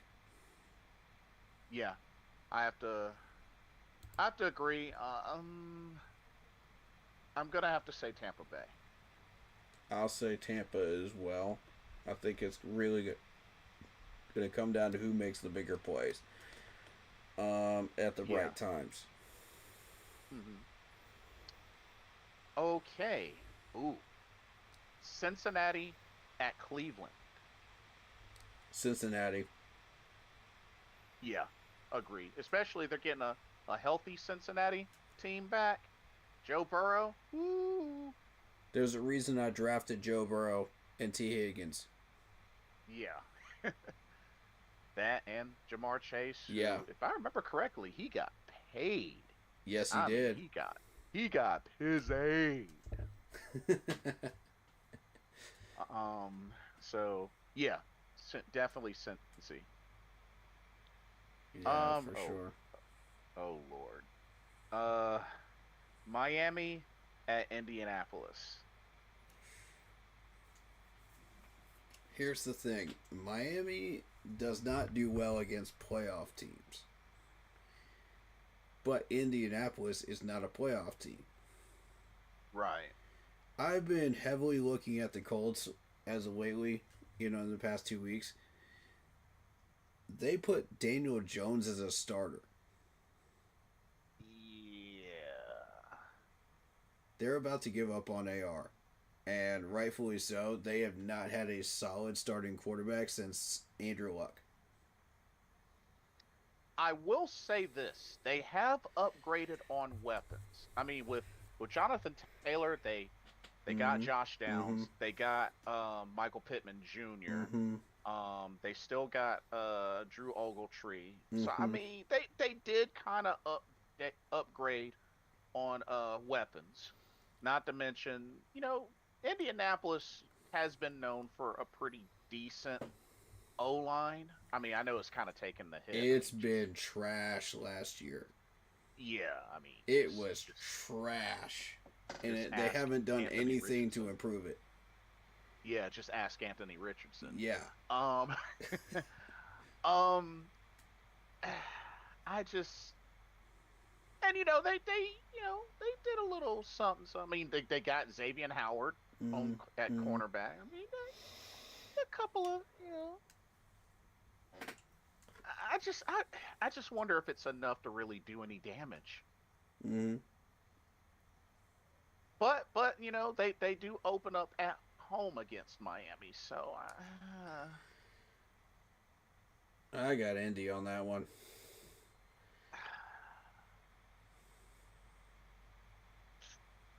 I mean Miami. 1000% Miami. Because this is going to be one of those games that Miami can win on their schedule. Yeah, you know what? After looking That's not a playoff team. Yeah, I got to go Miami. Like, a part of me wanted to kind of have a speck of hope that maybe Indy pulls it off, but nah. Now, this next one, this is going to be a tough one to call. Las Vegas at New England. Raiders. I'm not hesitating on that one because the Raiders still have some talent, and the Patriots just don't have enough to do anything. They're struggling right now. They're sitting on what, $46.6 million, and they're not spending it in their cap. And that's with all of these free agents out there. Why on earth not? Why on earth are you keeping that cap room where it is? It makes no sense to me. So, the only reason why I'm kind of leaning a little bit towards them is the additions that they've gotten on offense and such. I mean, they got Mac Hollins, they got Stephon Diggs. The thing is the quarterback situation. That's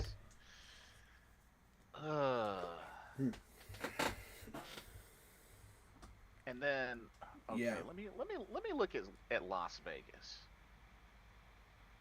I like Drake May. I think the Patriots do have something going with Drake May. Yeah.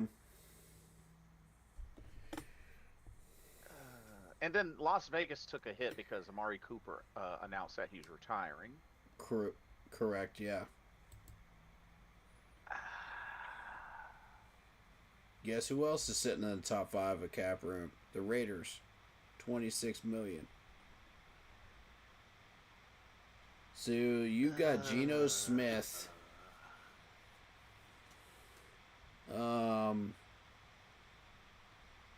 Daniel Carlson. The Raiders actually have Jeremy Chin. Oh yeah, that's right. They did get Jeremy Chin. Yep. But none of these teams have figured out what to do with him. Palomeo. They have Ian Thomas.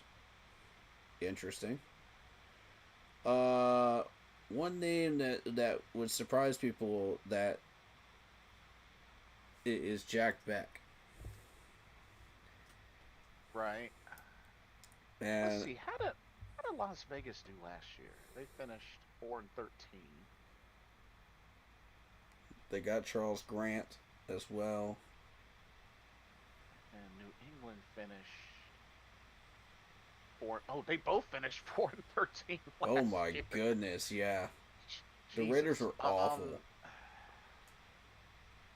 Dude, this really could go either way. Like, They have DeMar Glaze, Zamir White. I mean, the Raiders have some talented players, man. Max You know what? Crosby is always a As mu- menace. as much as I normally would not say this, you know what? Kenny Pickett. I'm gonna just base this on the fact that they're in Foxborough. I'm gonna take a gamble on New England, and that's solely what I'm basing this off of, because it's too close. It's too close. I like the talent that Las Vegas has. Let me look up Jack Beck's numbers real quick. Looks From like college. looks like you might be leaning towards Las Vegas. I am. And I want people to understand who Jack Beck is, because this dude was an absolute monster in TCU.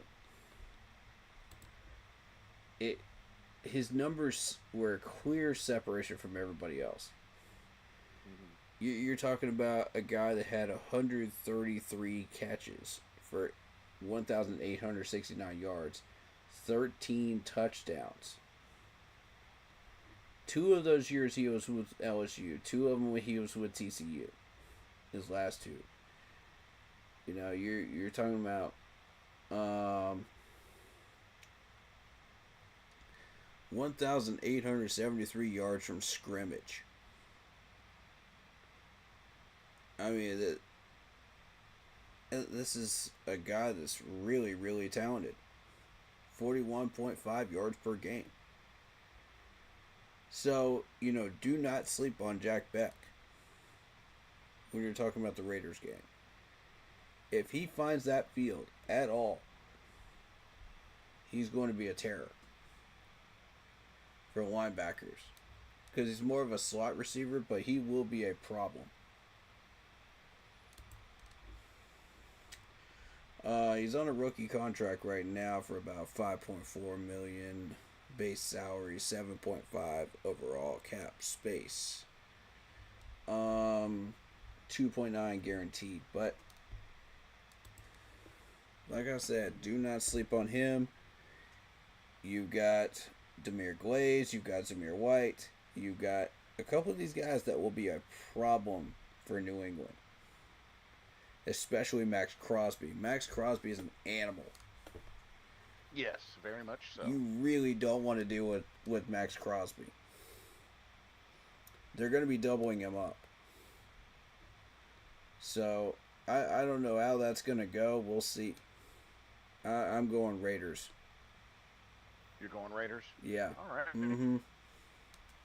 Shout Fair out enough, David fair Screws. He says, hello, gentlemen. Evening. Can't wait for the game on Sunday. Keep pounding. We have the Jaguars and Ohio State, etc. Jennifer Lopez divorce, and so on for the Panthers to go to the Super Bowl theory. Probably won't happen. It's just funny. And the last two Super Bowls we appeared in, that theory happened, which is crazy. I mean, that's history.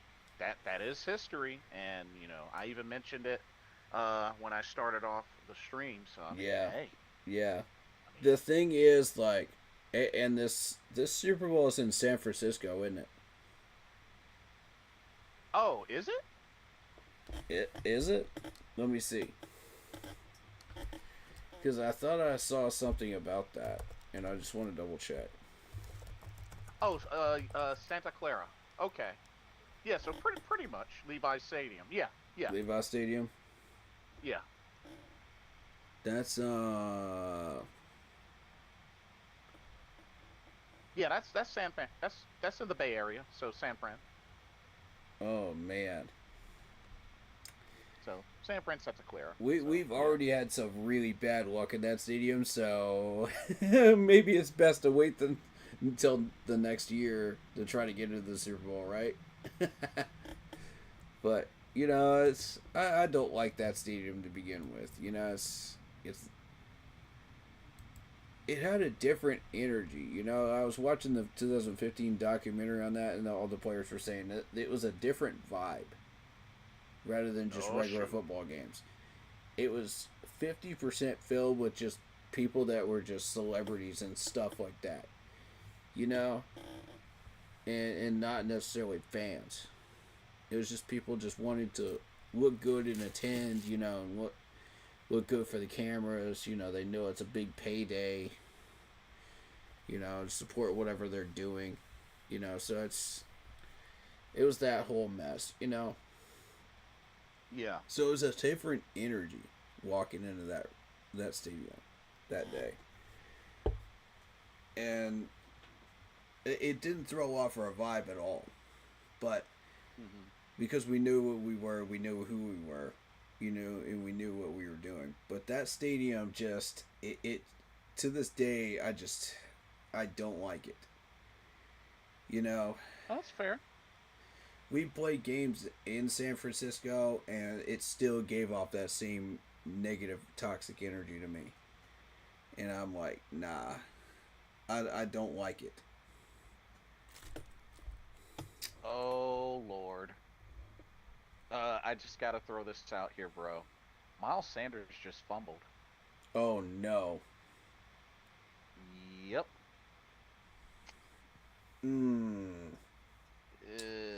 Well, At least he did it for them. not our problem. Right.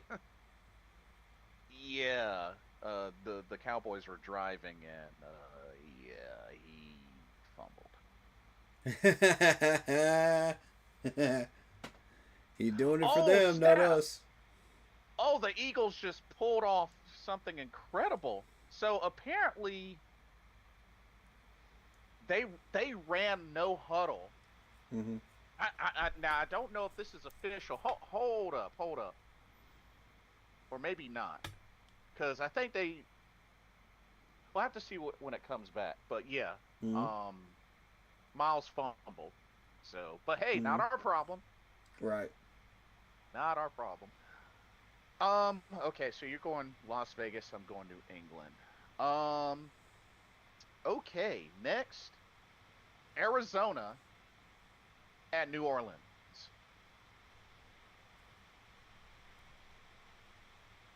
Okay, let's see.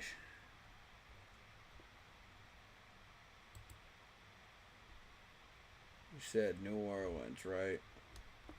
Yeah. New England and... Okay. Yeah, Arizona. Oh, Arizona and New England. Yeah. Arizona Saints. I'm very curious to see how the whole quarterback situation goes with the Saints, because with Derek Carr leaving and retiring and whatnot.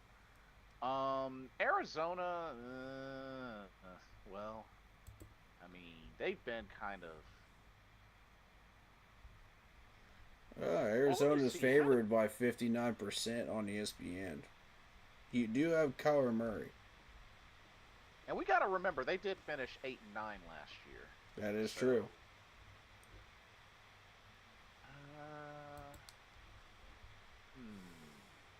Well, Yeah, we get them week 2, by the way. right. Actually, I'm going Arizona. I'm actually going to Arizona. Okay. Yeah. All right. Oh, this is about to get really interesting. Pittsburgh at the New York Jets. That's a real interesting one. Pittsburgh's really been sliding lately. But you got to remember, Pittsburgh's got Aaron Rodgers now. Oh, yeah. Yeah. Oh, So if Oh, Rodgers snap. gets on a roll, man, with some of these wide receivers, he's going to Oh cook my the God. Jets. I totally forgot about that. Steelers. I mean, like, you break it down a little bit further, the Jets have good corners. They've traditionally had good corners. Sauce. Yeah, Sauce Gardner. You know, you go all the way back to what's his name? That was a Pro Bowl corner back then. But they've always had tradition. Darrell Revis. Revis and oh man, I keep forgetting his name. It's been forever since I've heard it, but point being, they've had traditionally good corners. So it's going to be a struggle for Rodgers initially, but once he gets going and he starts burning some of these corners, you know, it's not going to look good on the Jets. He's going to be burning the Jets over the top for a few of these times, and over that soft coverage over the middle. And also, Jets took a big hit on the O-line because remember Elijah Vera Tucker, he's out. Yep. Pittsburgh definitely.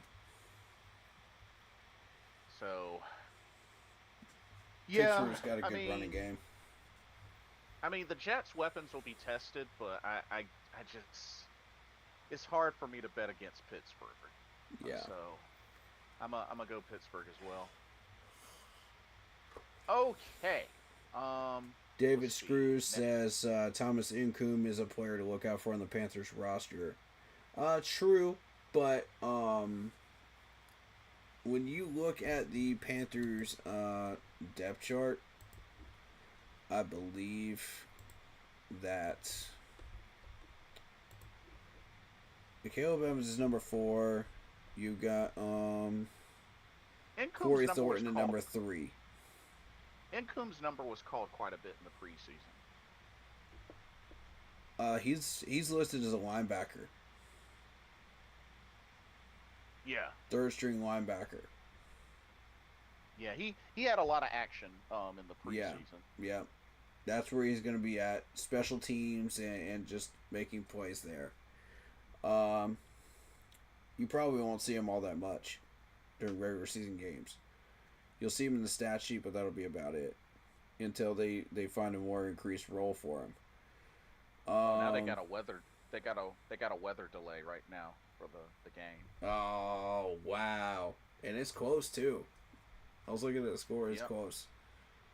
Interesting. But yeah, they put Corey Thornton at 3rd, and Caleb Evans at 4, Charles Smith-Wade at nickel, and then you got Damari Mathis. So that's what you're doing with the corner situation. So now, let's see.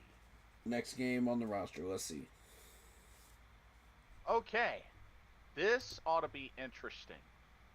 Coming off out of the gates, the New York Giants at the Washington Commanders. Washington. I'll take Washington all day. The Giants just lost Daniel Jones. They're still trying to figure it out at quarterback. Well, they got Russ. Mm. Yeah, they got Russell Wilson and also Oh, Jackson. yeah, that's right. And also Jackson Dart had an incredible preseason. Yeah, Dart's going to be a problem.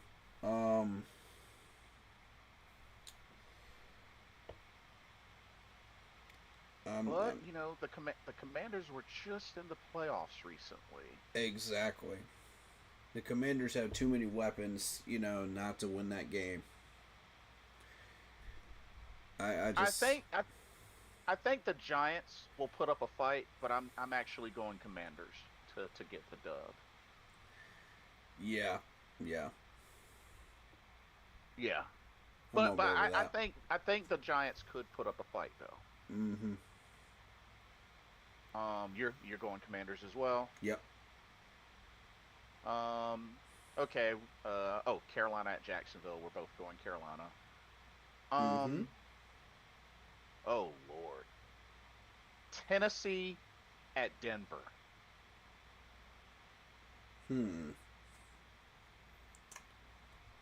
I might have to go Denver. Tennessee has lost everything.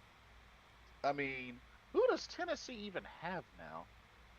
Name their wide receivers, name their running backs, name anybody on that offense, because besides Will Levis, it's just so garbage. Oh yeah, that's right. So Tony Pollard, Van Jefferson, Tyler Lockett, still got Calvin Ridley.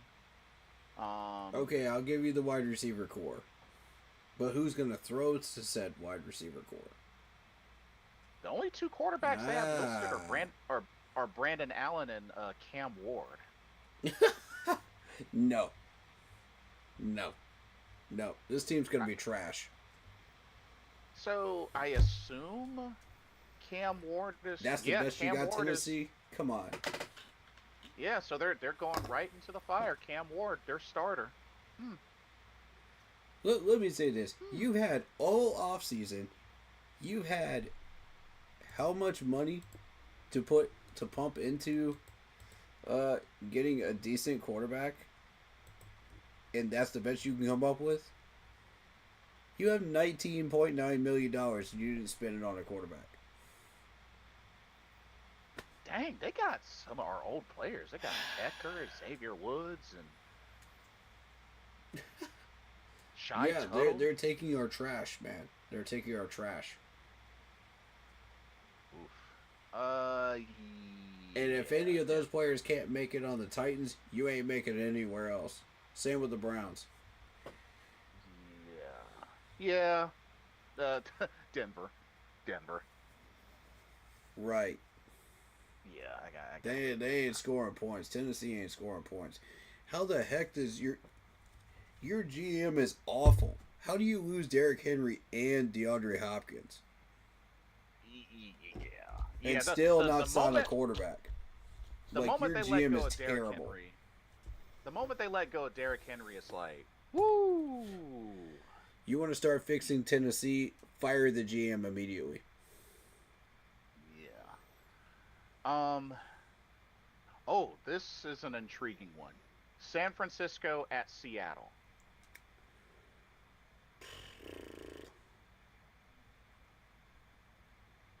That's a tough one for me. Both of them have a lot of talent and are both very dangerous teams at times. Yeah. In particular, San Francisco. So there's a lot of factors with this. I mean, the battle of these teams, and the fact that it's in Seattle, and we all know Seattle, tough place to play. Correct. If this was in San Francisco, I would give favorability to San Francisco. But since this is in Seattle, that balances out the home crowd advantage that San Fran would have had. Right. Slightly in favor of Seattle. Talent-wise, I mean, Both of them have a lot of very talented teams over the years, and it just hasn't Right. calmed down at all. You got Christian McCaffrey, who has a calf injury. He's questionable. You got Gross Matos, knee injury, questionable. Brandon Ayuk is out. He's on IR. Yep. Bradford's questionable, the guard. Nwosu, knee injury, questionable. So those are the big names that I see right out of the gate. Drake Young, the wide receiver, hamstring injury for Seattle. But and Juan Jennings, calf injury. Yeah, that's another big one. But the biggest one is CMC. If he plays, he's going to be a problem for Seattle. No question about it. I'm going to say that it may be close, but I'm actually going to go Seattle. I'm going to go Seattle. Oh, man, This is a 4 o'clock game, too. Yes. So that time matters. Because if you're playing a night game in Seattle, that's a tough day. Yeah. Yeah. I'm sticking with Seattle. Yeah. Let me see this San Fran team here on their depth chart. Don't sleep on Kittle. Kittle's a beast. Mm-hmm. Brock Purdy's been playing lights out lately. Oh, man. You got Mikael Williams that they just got. YGM. Nick Bosa. I mean, that's a nasty pass rush group.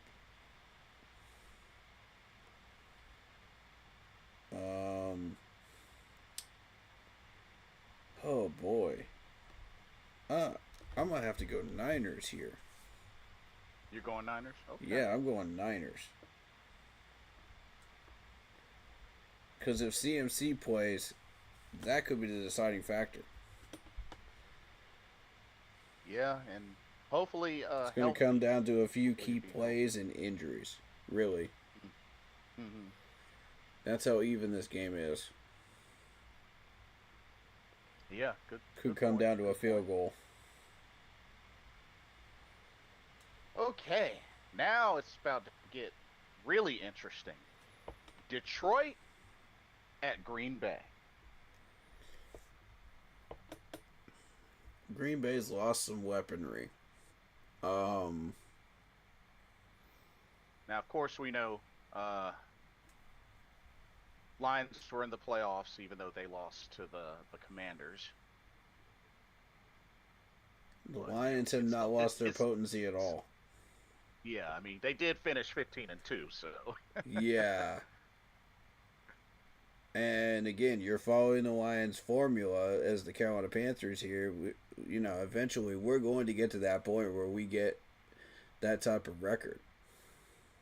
Right. So keep that in mind, y'all. It's coming. Doubt us all you want. It's coming. But, and of course, Green Bay acquired Micah Parsons.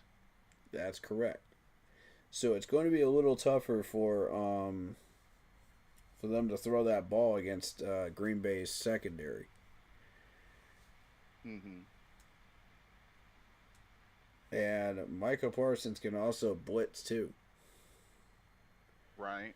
He adds a lot of different elements to that defense. And of course, we all know how difficult it is to play at Lambeau. Mm-hmm. He is a field general out there. He is a Luke Kuechly type. You need to be very, very aware of what this man is capable of doing. Because once he learns that defense, Green Bay's D is about to pop off. That's not going to be the same defense you recognized last year at all. But I don't think it's going to happen in the first game. He's still on that learning curve because that trade just happened recently. I doubt he learns that playbook in 2 weeks. So you know what? I'm going to take a gamble. Green Bay lost both games last season to the Lions. Yeah. You know what? I think they're going to open up with a victory against the Lions. I'm going to take that gamble. I'm picking Green Bay. As a credit to you, I really like Andrew Luck. Andrew Love over there, or Jordan Love. Jordan Love. Jordan Love. Love. Yeah. Mm-hmm. I really love Love, the quarterback Love. I like the wide receivers that they've got. I like the weaponry they've got. Mm-hmm. That could be a really challenging one for me. As far as I'm trying to justify picking Green Bay, but I can't do it. I'm trying to, but I can't do it. That's fair. That's fair. I'm looking at the Lions' depth, and it just screams to me Detroit's got more weaponry right now. Oh, they're definitely a stronger team. That's without question. They're definitely a stronger team. And they've had the edge over Green Bay recently in the past 5 or 6 years. True. I'm going Detroit. You're going Detroit? Okay. Yeah, Green I just Bay. can't justify picking Green Bay on this one. I can't do it. I've tried, but there's just not enough for me. Yeah, Green Bay is pretty much my upset pick. Yeah. Out of the schedule. Okay, this one's interesting as well. Houston at the Los Angeles Rams. I think people are underestimating the type of talent that the Rams have. Mm-hmm.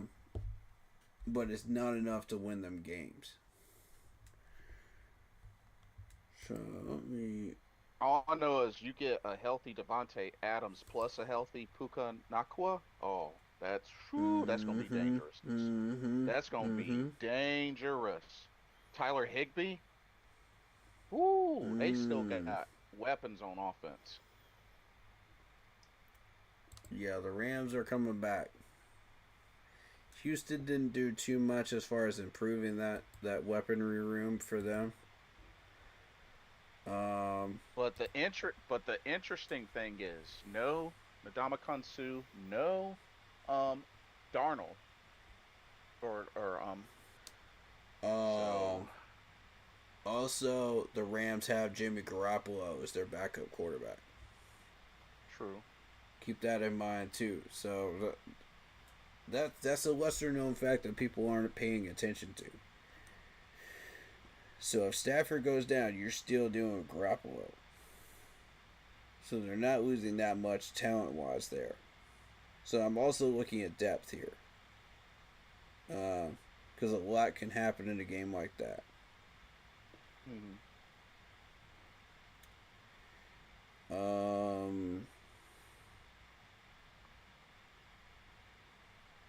And the thing is, Houston upgraded on defense.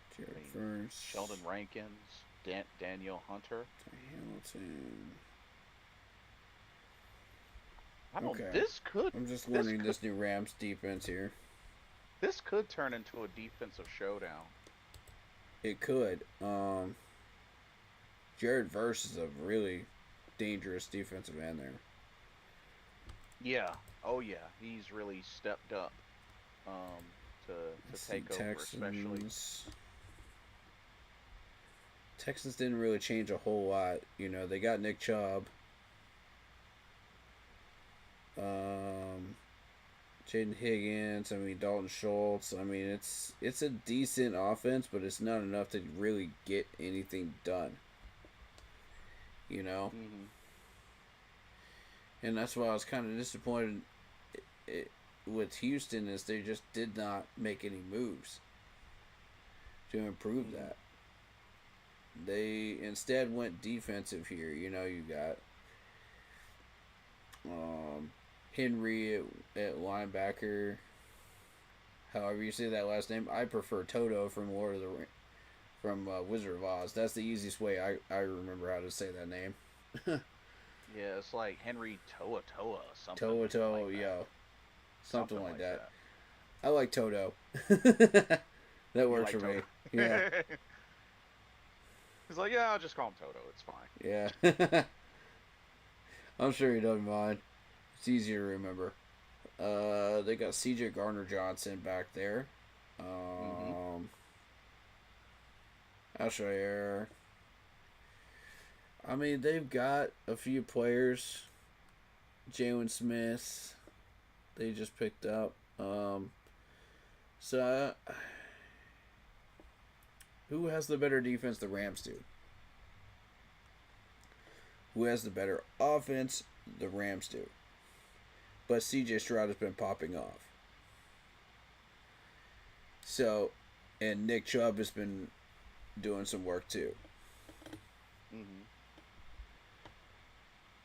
Dalton Schultz has been a very reliable tight end. So, really, I have to give this one to Houston because of how much success they've had in the past couple of years.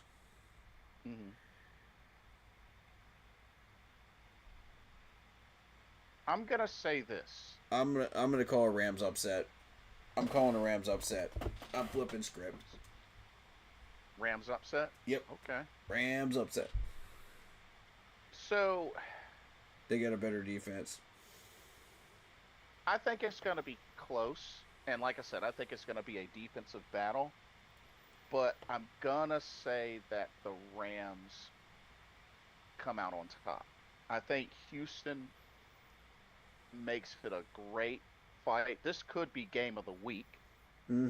Yep. But I think Houston will come up just a little bit short. Just a little bit short. So I'm going Rams. Yeah, I would agree. And then the Sunday nighter. Baltimore at Buffalo. Baltimore at Buffalo. That's the game of the week for me.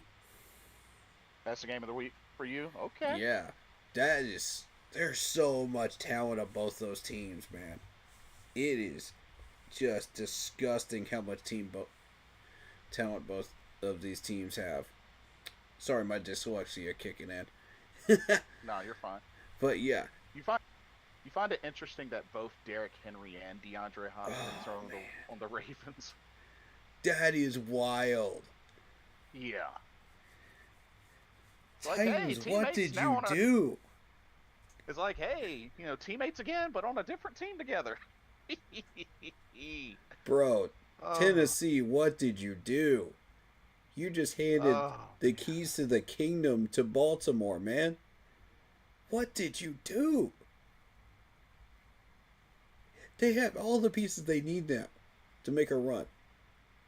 Right. You just gave them the final keys that they need. And I mean, Buffalo is going to absolutely go 100% too. They're going to be fully healthy. That's going to be a titanic game. And the showdown. 2-time MVP versus 1-time MVP. Oh my goodness, man. This is going to be an explosive game. Not only on offense, but defensive as well. This could get nasty. Yeah. On both sides of the ball. You look at who has the better defense, I would have to say Buffalo. Who has the better offense? Now that remains to be seen. That remains to be seen, ladies and gents, because what do you want to bet that Derrick Henry is the key influencing factor of this game? And don't forget, this is a rematch from the divisional round in the playoffs last year, where Buffalo won by 2 points. So Are we going to something see to a keep in mind, repeat, or are we going to see a flip flop? because after all, I mean, Buffalo came extremely close to making it to the Super Bowl. They came up short to their kryptonite in Kansas City, Yep. but Josh Allen's coming off an MVP season. James Cook is cooking up a stir fry, man. I'm telling you, a running back. That dude is dangerous. You know, you got Joshua Palmer out there. You got Keon Coleman. You got Curtis Samuel. I mean, this is a nasty group. You know, this is Spencer Brown over there. Spencer Brown, dude. Yeah. Spencer Brown, our backup running back. Spencer Brown. I remember him. Honestly. And they picked up another former Panther in Sam Franklin Jr. Yes. Like, Buffalo, y'all, stop this, man. Stop this. That's probably not going to change for like the next 2 or 3 years. God, I man. hate to say it. I'm not happy with McDermott right now. Leave our former players alone, dog. Please. Okay, now you know what? I'm very curious. Oh my God. All right, I'm gonna count all the former Panther players on this team now. This is getting ridiculous. You got Curtis Samuel, that's one. Keon Coleman, wasn't Keon Coleman on that list too? At one point. Yeah. Yeah, that's two. Oh my God, man. You know what's really crazy about this? Van Pran, that's three. What's crazy about this is Buffalo and Baltimore. Spencer Brown is four. They kind of been back and forth in the last couple of meetings against each other. Greg Rousseau, that's five.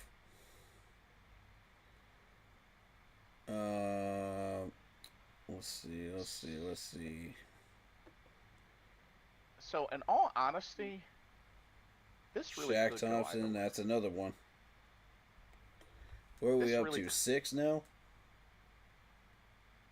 Something like that. Yeah. Yeah, 6. All right.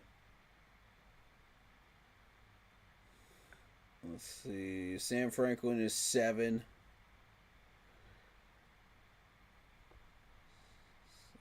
7.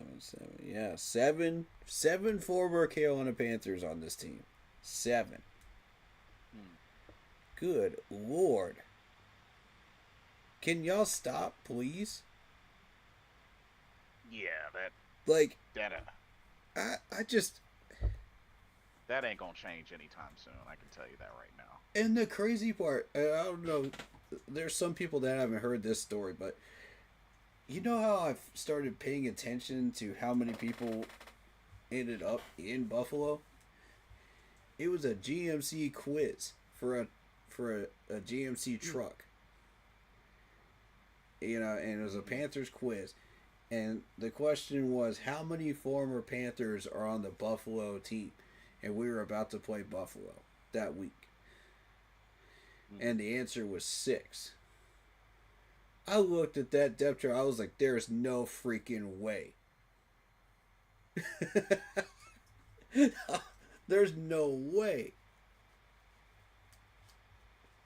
That pissed me off so bad, y'all. I don't... Oh my God. That's insane.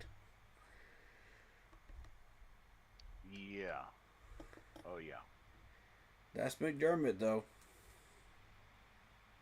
He's got that pull. I'm gonna say, you know what? Bump it. Buffalo. Josh Allen, coming off hot of his MVP. I think he gets off to a great start. Buffalo for the win. This is in Buffalo, is it not? Correct. Yes. Yeah, I'm inclined to go with the Bills on this one. Let me see what injuries we got, because Isaac's on the IR. Emory Jones is on the IR.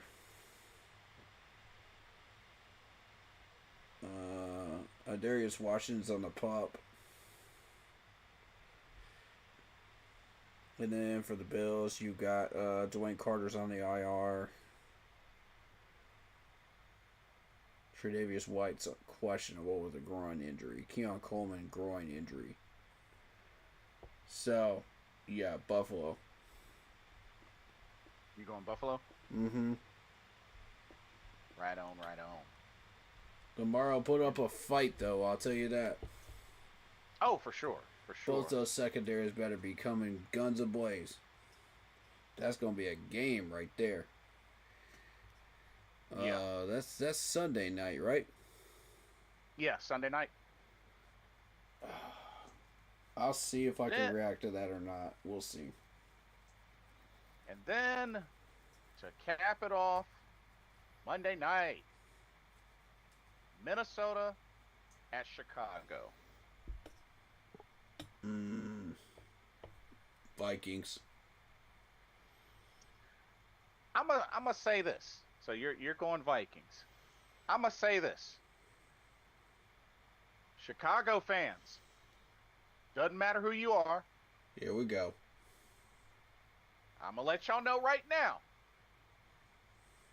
I'm picking y'all to win this game. I don't want any excuses this season. I don't want to hear any excuses.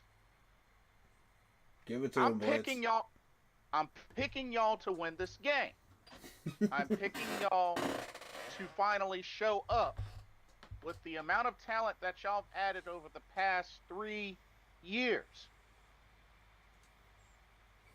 I'm tired of the excuses, especially when a good number of these fans have crapped on Panther fans and on the team. Now, y'all have had our number. I'll give you that. I'll give you that. But when it comes to all these other games and whatnot, it's the same excuse. When is it going to end? Is this year the year that it ends? Because honestly, I'm tired of the excuses. Yo, Y'all Belsky got- Bear, where you at? Y'all got too much good talent on this team Turn up. to be having the type of records y'all be having for these past couple of years. I'm keeping it real. And like I said, this is out of love. This is out of good faith, not any harm. Right. But y'all have built up too good of a team over the last couple of years for y'all's record to be what it's been in the last couple of years. It makes absolutely no sense to me. Absolutely agree. And now it's like, issue was O-line. Okay, you fix that. Mm-hmm. Issue is coach. Y'all just fix that.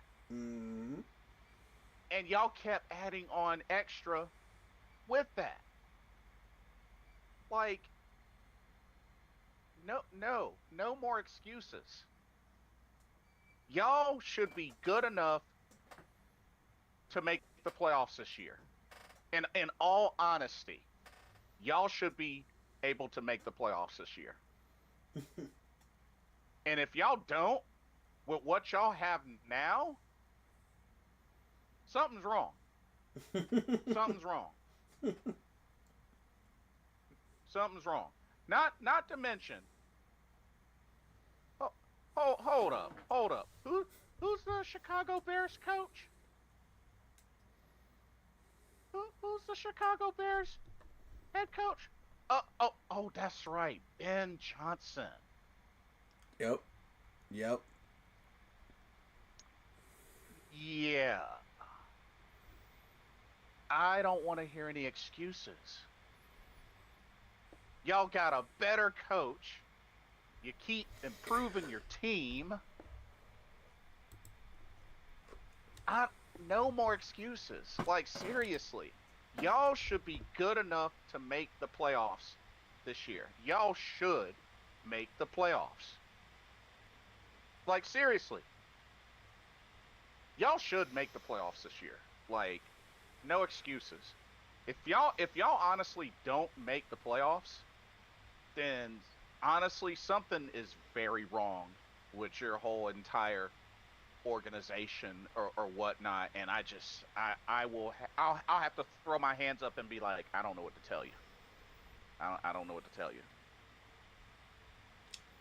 Because let me run it back. Last year, 5-12. 2023, 7-10. 2022, 3-14. 2021, 6-11. 2020 was when they were last in the playoffs.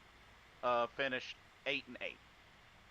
Not to mention that was when they had oh my goodness, what was that coach that they ended up letting go afterwards? I forgot what his name. I forgot what his name was. Oh, hold on. Still garbage. Still garbage. Matt Nagy. Matt Nagy. Yep. Y'all ain't been good since Matt Nagy. Dang. And Let they, that sink I mean, in. my thing is they gave up on him. I don't know why. Like, I don't remember why, but they gave up on him. Oof. But then I look at what y'all have acquired, especially I gotta bring it up. Going back to the whole y'all fleecing us with the whole Bryce Young, the trade that led to us, picking up Bryce Young. But what did y'all do with it? Ultimately, how did y'all cap that off?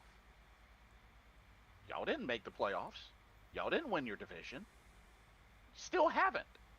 So it's like, did you really fleece us? I'm just saying. I'm just saying. I'm gonna go in on a minute once he gets done. Did you really fleece us? That's all I'm saying. Because at some point, these results from these decisions, they gotta add up. And like I said, I get it. Do they always turn out well? No, unfortunately. But when it comes to how some Bears fans out there have really lit into Carolina, Broski, where you at, bro? Like, come on.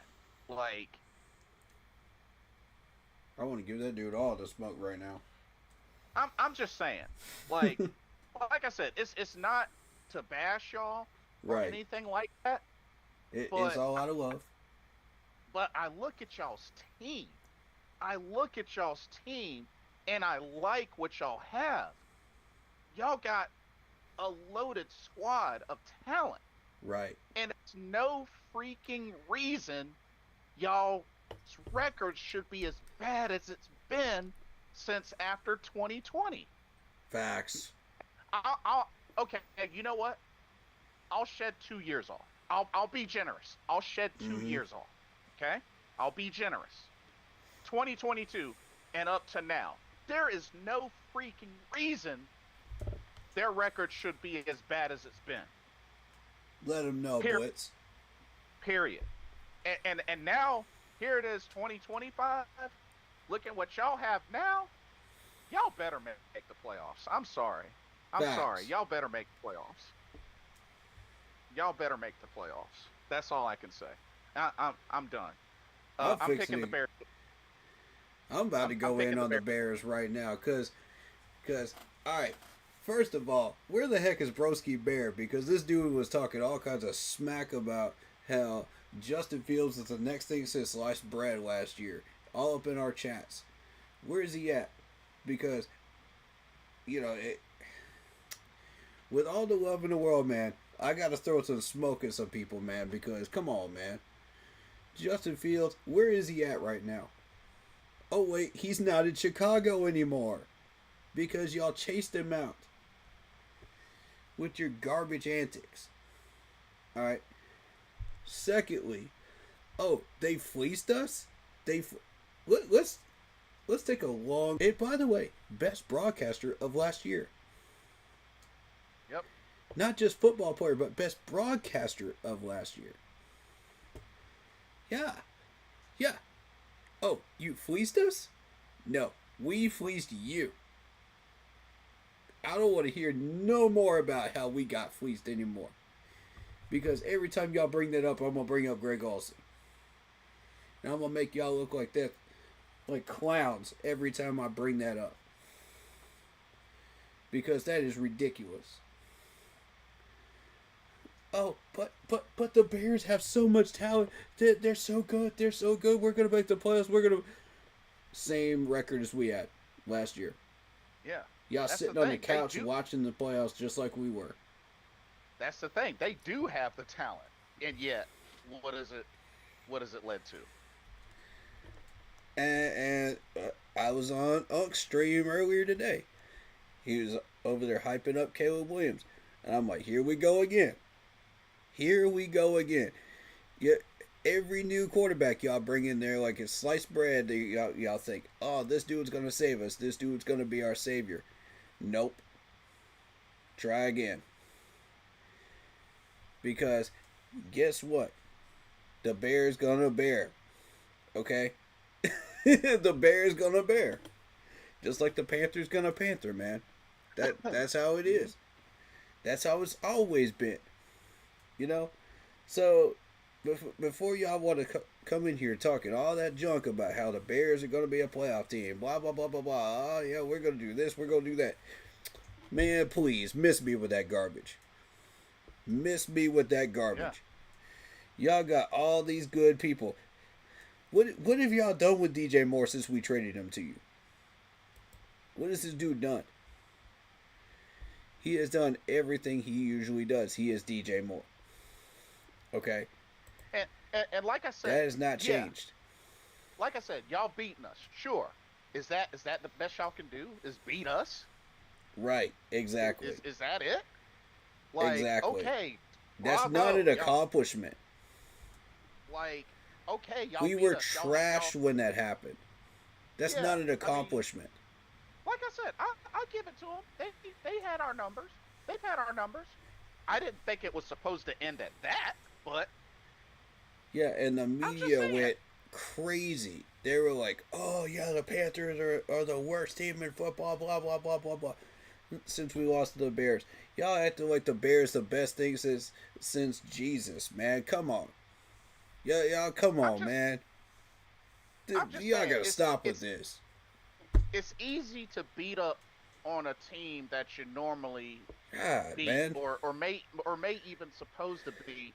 It's easy to beat up on that team when you can't get the job done to everybody else. I'm just saying. Bro, even DJ's numbers were still the same. Look at this, 1,364 yards. First year in Chicago in 2023, 8 touchdowns. He had 966 yards, 6 touchdowns. He took a dip because of Justin Fields.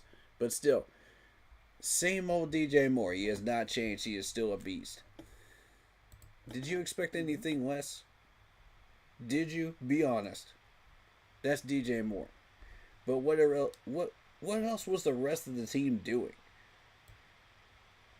I'll also say to David's point, yes, I have a lot of faith in Jatavion Sanders breaking out. Yeah. I was going to get to those comments in just a second, but, let me finish up with what I'm talking about with the Bears. Yeah. Because Yeah. Do you think? I'm agreeing with you on the fact that the Bears better make the playoffs because look at this garbage, man. You got all these good players, man. You got Romo Dunes, you got DJ Moore, you got DeAndre Swift, you got.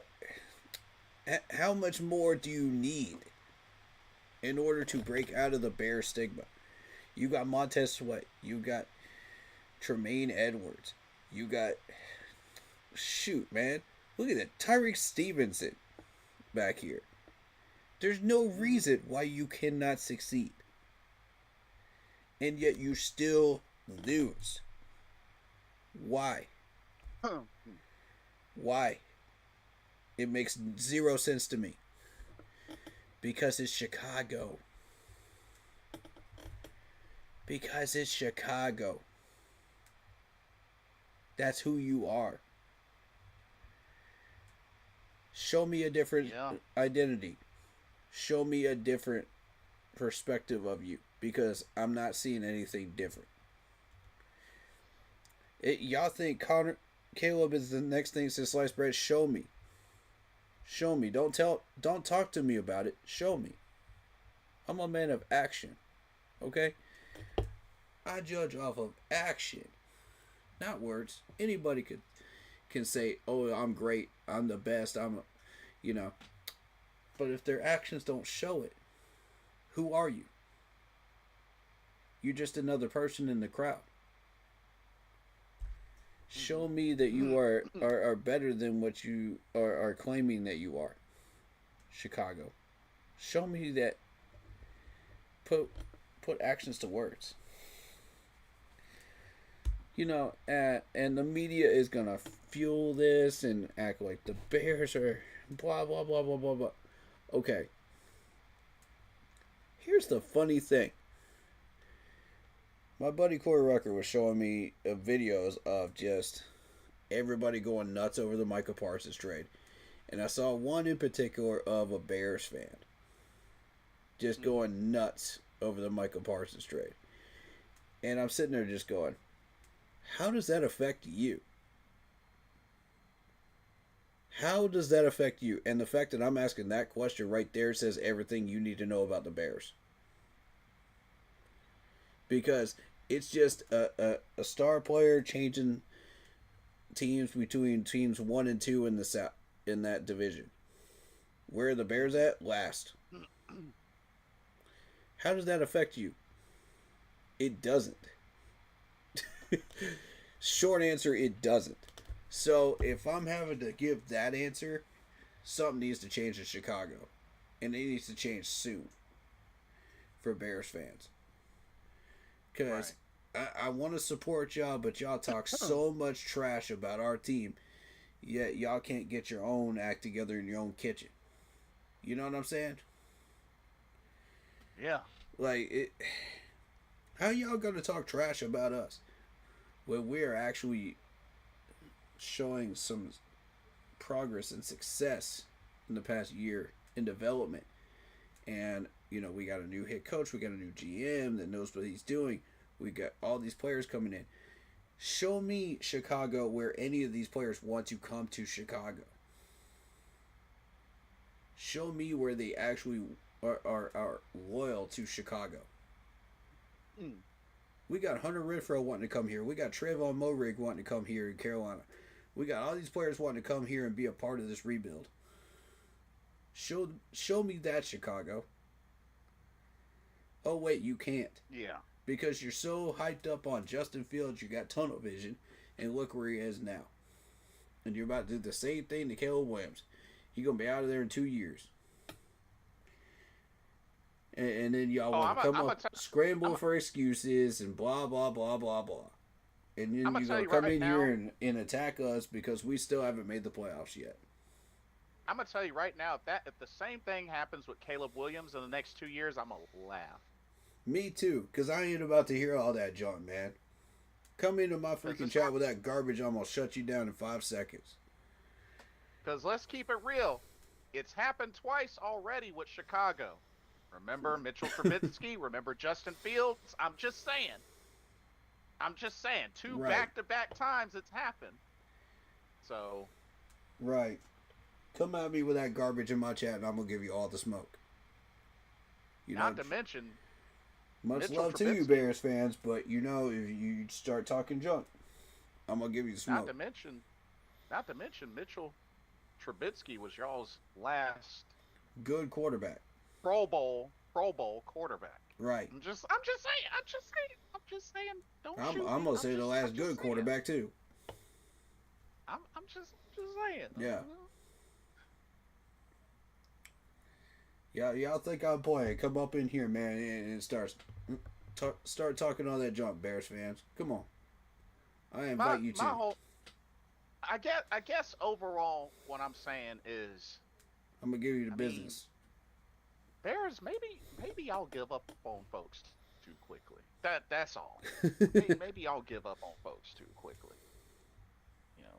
Yeah, and I mean, it's not like we didn't have a few years of that ourselves, you know, which is fair. Yeah. You know, we were absolutely dog trash and dumpster fire. I mean, we really couldn't even say anything. And that's what pissed me off even more, is the fact that we couldn't even say anything. You know, we couldn't even justify what we were doing. You know, so it was like, yeah, all these other teams started talking junk, and it was like, there's nothing we can really rebuttal with other than, yeah, Frank and Matt Rule suck. And Tepper is a joke. Yeah. But like I said, Chicago, I'm picking y'all to open up with a victory over Minnesota. I'm picking y'all. So I'm picking Minnesota. Show me some action, Chicago, or you will keep getting picked against. Period. I ain't playing with y'all. I ain't playing games with y'all no more, man. The last time I picked Chicago, I got burnt. I ain't doing that again. Minnesota still got talent. They've got the means, the know-how, and they know what they're doing. Minnesota all the way. Miss me with all the BS, Chicago. Miss me with it. Yeah. Tell y'all, come up in my chat with that garbage this year. You gonna get the business. Oh, y'all heard the man. That's all I can say. That's all I can say. Y'all know I ain't afraid to. It's tough love. Yeah. But yeah. Exciting times are upon us. Hopefully starting this Sunday for Carolina. But this has been good. It's good to get back to this. The season's about to start. It's time to really charge in, grab hold, and just hang on for the ride. That's all I can really say. Looks like the Eagles and Cowboys are getting ready to start back up, but ready for another year, Corey? Oh, absolutely. I'm strapping in and ready to go. All right. Ready for another year. Ready for another year. But yeah, this has been good. I'm gonna get ready to close down shop for now, but I will give you the floor. Final thoughts. Go for it. All right. First of all, I'm gonna go through the chat real quick before I give my final thoughts. Yeah, go for it. Go for it. David Screw says, great stream, fellas. I hit the like button. Yeah, everybody hit that like button. Hit that sub button, man. It's free. Support your boys. All right. We out here. But speaking facts, 100% on the Bears. Fields ran to the high mountain and got on a jet. Dang. He went there. He went there. Yes, sir. Bears didn't fleece us. Facts. Let's not forget media gonna media too. That's a fact too. Yes. Oh my God, especially ESPN and Sports Illustrated. Y'all already know I keep calling y'all clowns out. It's clown media, man. It's clown sports media. That's what we calling it now. It's clown sports media. Yep. The rest of y'all that are doing your jobs as sports media people, y'all ain't good. That term does not apply to you. It's the people that are clowns. That's who I'm calling that. Bear up, son. Bear up, son. Hey. Yeah. I mean, when are they going to? I don't know. My man said bear up, son. But it better be this year. That's all I can say. You said bear up, son. Dang. They need to. Yeah. Oh my God. I'm here. I got your back, Panther Nation. I'm saying That's the comment of the night right there. Bear up, son. They better Instead of ice up, call. son. Bear up, son. They better adhere to that call. That's all I can say. Dang. That's cold right there. Oh my God, man. It is what it is. Man. I'm gonna... Let me say this. Because this team has so much potential to do so many things. Yes. I have watched this team develop and be special throughout this preseason. I see something special in this group.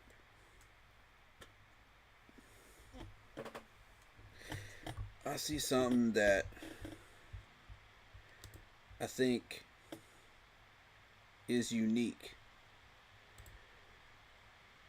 And I see this mantra of leave our mark.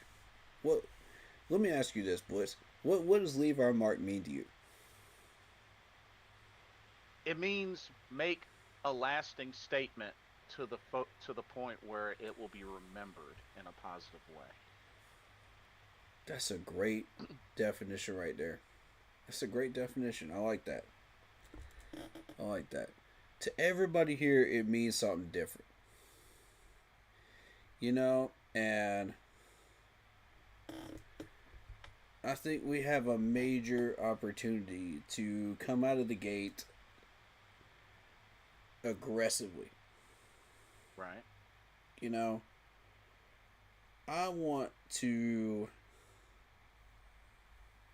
this team to show everybody that we are not the prey anymore.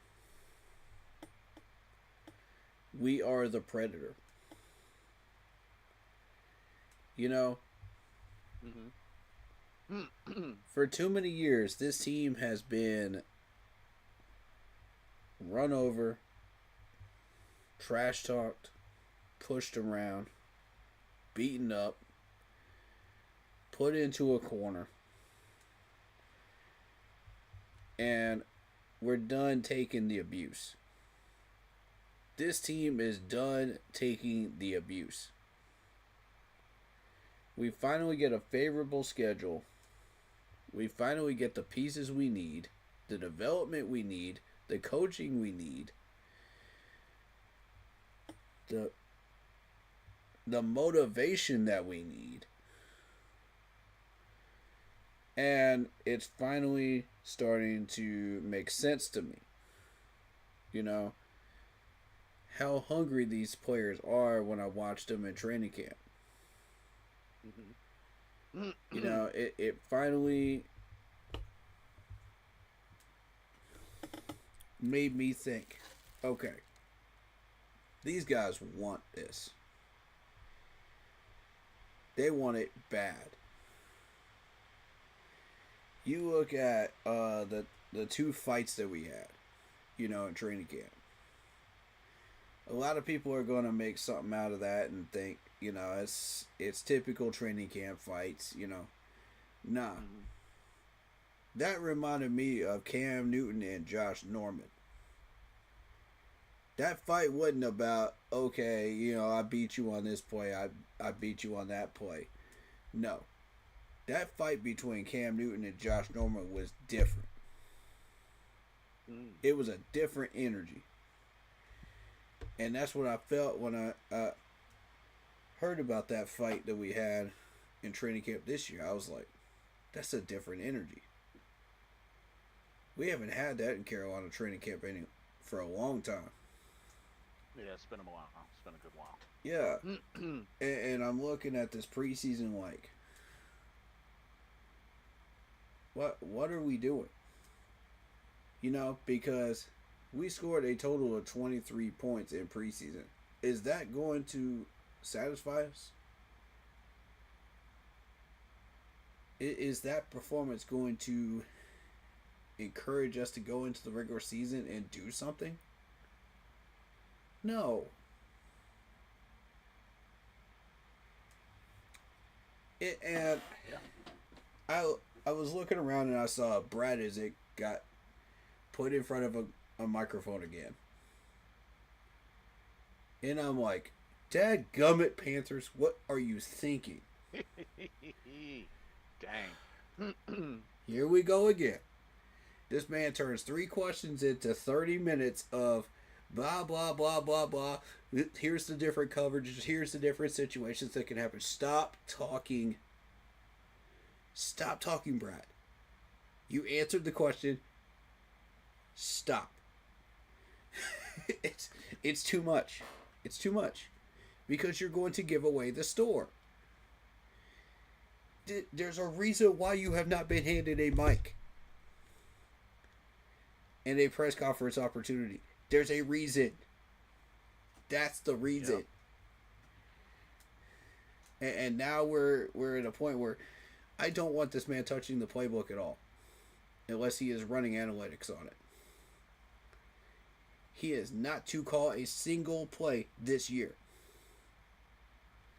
He can run analytics, but I do not want to see him call a single play from that booth. Period. If I see that, I'm going to get pissed on stream. I'm going to throw all the smoke at Dave and Dan for letting that happen. Y'all heard it here first. Y'all heard it here first. There is no reason why we should be allowing that to happen. Period. And a gyro. A gyro, I haven't even gone in on you yet. If I see you come out there with nickel defense for 3/4 of this game, you getting all the smoke too. Post game, whether we win or not, you getting smoked. Because I ain't letting you get off the hook for that. Oh, snap. We are too good for this, okay? We have too much talent for this crap. It's...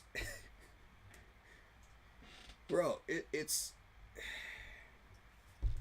like watching the Barnum and Bailey circus, man. We got animals, we got giraffes, we got elephants, we got, oh my, on this team. And you can't figure out how to tame these said animals to a point where they are entertaining for the crowd. Come on. You're supposed to be ringleaders. I'm done with this garbage. We done with this garbage. We left that with Matt Rule and Frank in the last 2 years. Stop this. Okay? Stop this. Do not put Brad in front of a mic again. I'm going to come over there, Batman, slap the heck out of you. He'll do it. Like, we're smarter than this, man. We're smarter than this. And we don't come out there swinging in this game against Jacksonville. If we don't come out there like Mike Tyson on a mission, I'm talking about Boom, boom, boom. Left, right. Left hook, right hook, left hook, right hook. Come in there swinging, boy. And I ain't talking about getting in a fight to where you get ejected from the game. I'm talking about win the game in the game. Okay? We better come in there swinging. Because there is zero excuse for us going 0-1 against these Jacksonville Jaguars. Zero excuse. I will not accept excuses. I will not tolerate a L against the Jacksonville Jaguars. We must go 1-0. Yes. That was the common theme around everywhere. And I'm saying we will go 1-0. I'm with Unc on this one. We will go 1-0. There's a difference between how you say it. Because when you say we will go 1-0, that means there is no room for excuses. There is no room for any garbage. Right. We will leave our mark and we will go 1-0. See all these other teams, that are sitting on the fence, in the NFC South, and we're saying this is our turn. This is the beginning of that journey to take that division back. Yeah. Do y'all want this division back? Do you want this crown? Because I want it back. Bottom line, that's our goal this year.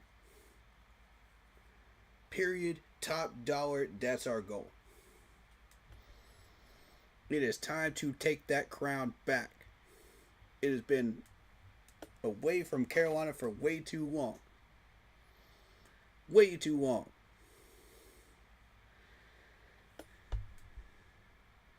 We squeaked by in 18. We squeaked by in 18.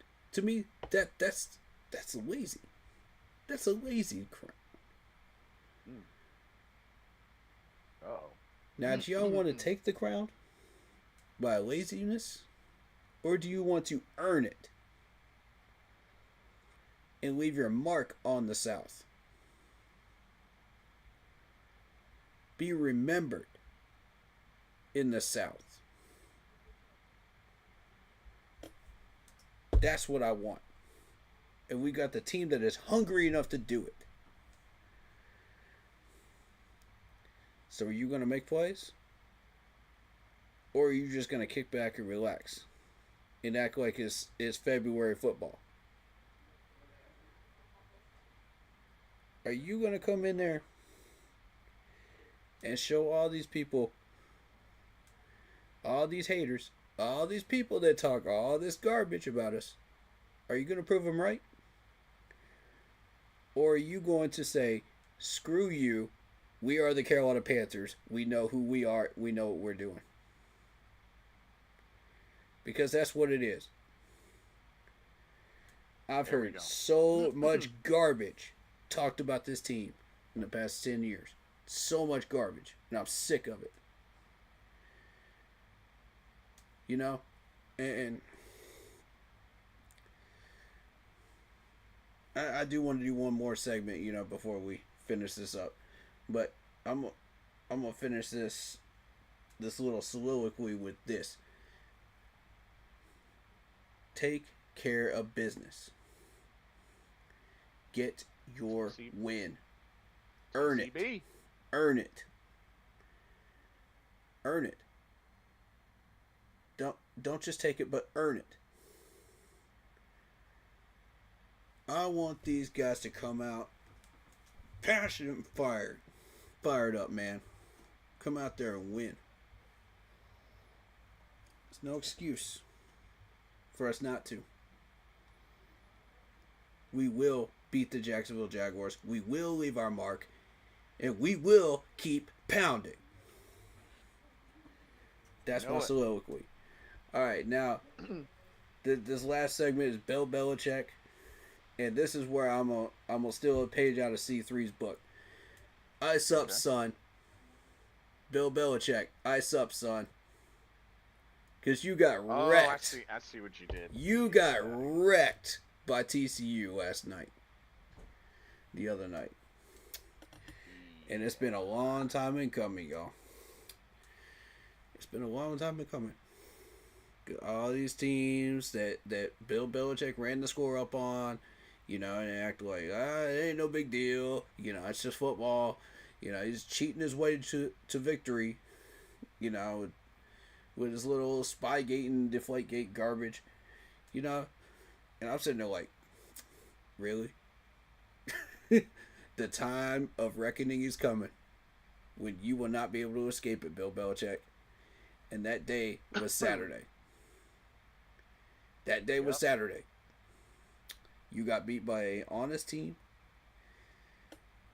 that ran the score up on you, and you could not cheat your way out of it. You could not pay the refs out of it. People want to talk about how the Chiefs are cheating all the way right now. Oh, no. The Patriots made that look like a Sunday picnic. Yeah, pretty much. And the time finally happened where Bill Belichick got humbled. And don't give me all this garbage about, North Carolina hasn't had time to build up their team, blah, blah, blah, blah, blah. Man, please, it's Bill Belichick. Don't give me that excuse. It's Bill Belichick. He got humbled. Finally. And I'm telling you, as a Panther fan, that was one of the sweetest moments I've ever seen in college football. Ever. That was beautiful. And it wasn't just that I noticed in that game.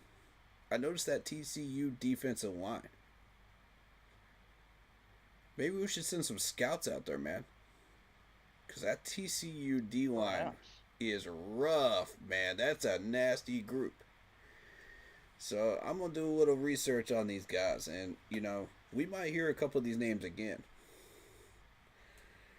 When it comes draft time. Whenever their draft pops up. But I like that running back they have as well. TCU's got some weaponry.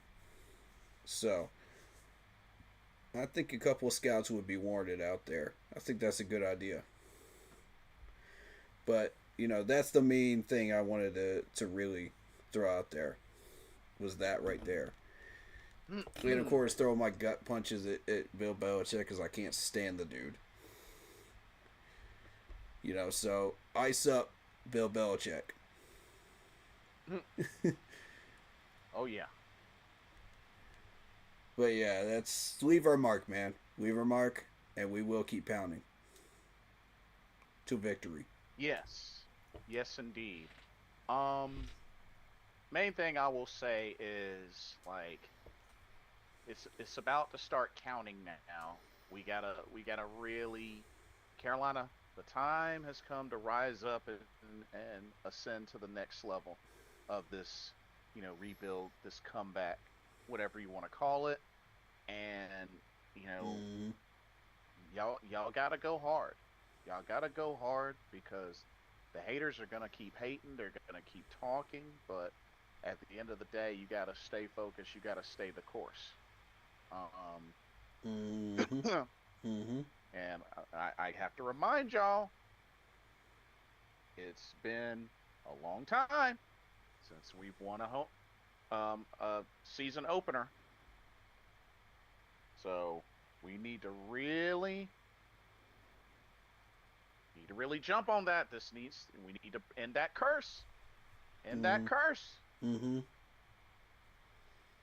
So what y'all gonna do? Y'all might as well start it this Sunday. Get this win. Everybody better be on their A game. And we gotta come out swinging. Yeah. And I say to the fans, get excited. I understand the anxiousness, but get excited. Mm-hmm. And just keep in mind, every team is starting off 0-0. Like, Mm-hmm. I know folks may have their concerns with the preseason and whatnot, but we have to remember every team is starting 0-0, fresh start. Mm-hmm. Only difference now, only difference now is that these games will count. So we have to have that mindset going forward that fresh start, and we got to go all out with what we have, and give our support. Um, Hopefully the team can stay healthy, and our depth will be tested as usual, and I'm hoping that they rise up. But there has been progression. The progression is there. We just got to take it to the next level this season, and then so forth and so on. Mm-hmm. But only thing I can say is just keep pounding. Mm-hmm. We're gonna get through this. Our time will come. Yep. Our time will come. Facts. How Number one, how bad do you want it? Yep. And number two, what are you willing to go through to get there? Facts. Because at the end of the day, the victory will always end up being better than the struggle. Facts. Oh, I like that. That's deep. It may take some Ooh, time that's to deep. get there, but when it gets there, we all eat, we all celebrate, and it caps off on all of the struggle and pain that it took enduring to get there. Yeah. Because at some Yeah. point we are going to get there. Mm-hmm. Now, how long y'all are willing to stick around for the ride is completely up to you. Mm-hmm. But I don't know about y'all. I plan on staying for as long as I live. Absolutely. That's all I can say. I mean, Yeah. you got so many fans out there that switch up on teams and whatnot, and I mean they have their freedom. That's fine, but Yeah. not me. I'm staying home. Same. Staying home. But yeah, Carolina Panthers. Let's do this. Keep pounding. Let's beat up on these Jacksonville Jaguars, Mm-hmm. and let's give them something to think about. Let's make them have 2015 flashbacks. Right. Yeah, let's give them some 2015 flashbacks. Well said. But that's all I got. Plug in your socials. I got a few more comments here. Yeah, go for it. From David Screws. He says, that's awesome, Blitz. Love your comment on Leave Our Mark. Absolutely. I do too. That's awesome. It says, yes, sir, Corey. I want the same 100%. Let's be the Predator. We're tired of being picked on. It's been rough, but this holds true. The true fans have held on through the bitter ride we've been on. That's a fact, man. Everybody that is still here, I am proud of you. I am proud of you for sticking around. That's loyalty. That's loyalty to an amazing organization that Jerry Richardson built. And Sam Mills with his beautiful mantra of keep pounding. And the culture that we have built. You stuck around through all of that. Through the pain, the heartbreak, the blood, the sweat, the tears, all of it. And you're still here. That's loyalty. And I love y'all for that. You know, that means something right there. And this team's about to reward that loyalty on Sunday. Yes, indeed. Chuba says the point of playing in the NFL is the ultimate goal is to get to the Super Bowl. Chuba got me fired up.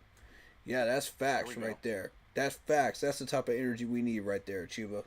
I'm proud of you. There we go. This man's become a leader, man. I love this dude. I love this. Who else is going to make this team just stand up and listen to him. You know, that's that Greg Olson energy. That's that Luke Kuechly energy. There we And go. Chuba's got that energy, man. I love it. Again, we're talking about a guy that had catching issues, fumbling issues in the first 2 years. Fixed it. Boom. Look where he is now. I love this man's journey. God, it's beautiful. It's a beautiful journey. Yeah, that's the Mr. motivation, and that motivation is keep pounding. I want the energy in all our players. Facts. Oh yeah. Mr. CLT USA says 0-17 or 17-0. I will always be a Panthers fan. Facts. Oh, I keep forgetting that's Mr. Gemini. He changed his name. What's Okay. up, Mr. Gemini? Yeah. Chuba wants it. He wants this team to be a champion, and I love that. Let's go, Corey. It's time. I think winning first game defines a team. Winning the first game defines a team. It can. But it's not how you start, it's how you finish. And what is Dave Canales' main theme? Finish. Yep, that is a good point. Finish your drills. Finish your whatever it is. Finish the game. Finish with a win. You know, just straight finish. And I love that. We haven't had anything like that in years. And it's refreshing. Yeah, Facts Blitz, valid points. He's got chills, man. Listen to you speaking on that stuff. And I agree. Who else is experiencing that right now? Hey, man. You were speaking some straight facts today, bro. And that's what we need, man. Yeah, I mean, glad to be able to. It's just, man, them Bears fans just. I'm gonna be good. I'm gonna be good. Same. I'm gonna be good, though. Same. I already gave Broski a smoke earlier today. I don't need to do it twice. We good. Yeah. but that's what's up. Yeah, man. You still got more comments or? No, that's it. Yeah, go ahead and plug in your socials. So my socials are as follows. If you are on Instagram, it is Shadow Warrior with 1W645. That's one way to guarantee you get a hold of me. And Facebook group page, Keep Pounding. That's the group page. Make sure you distinguish that, alright? A lot of people have asked me about that and got confused, so it's the group page. And we do have a Discord as well. We don't use it unless it's game day, so, don't ask for that unless you really intend on getting involved in that.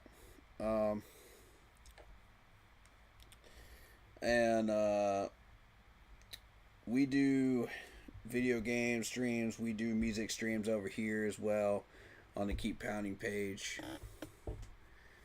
So pay attention for that. Make sure you got the notifications on so you don't miss the streams that come at random times.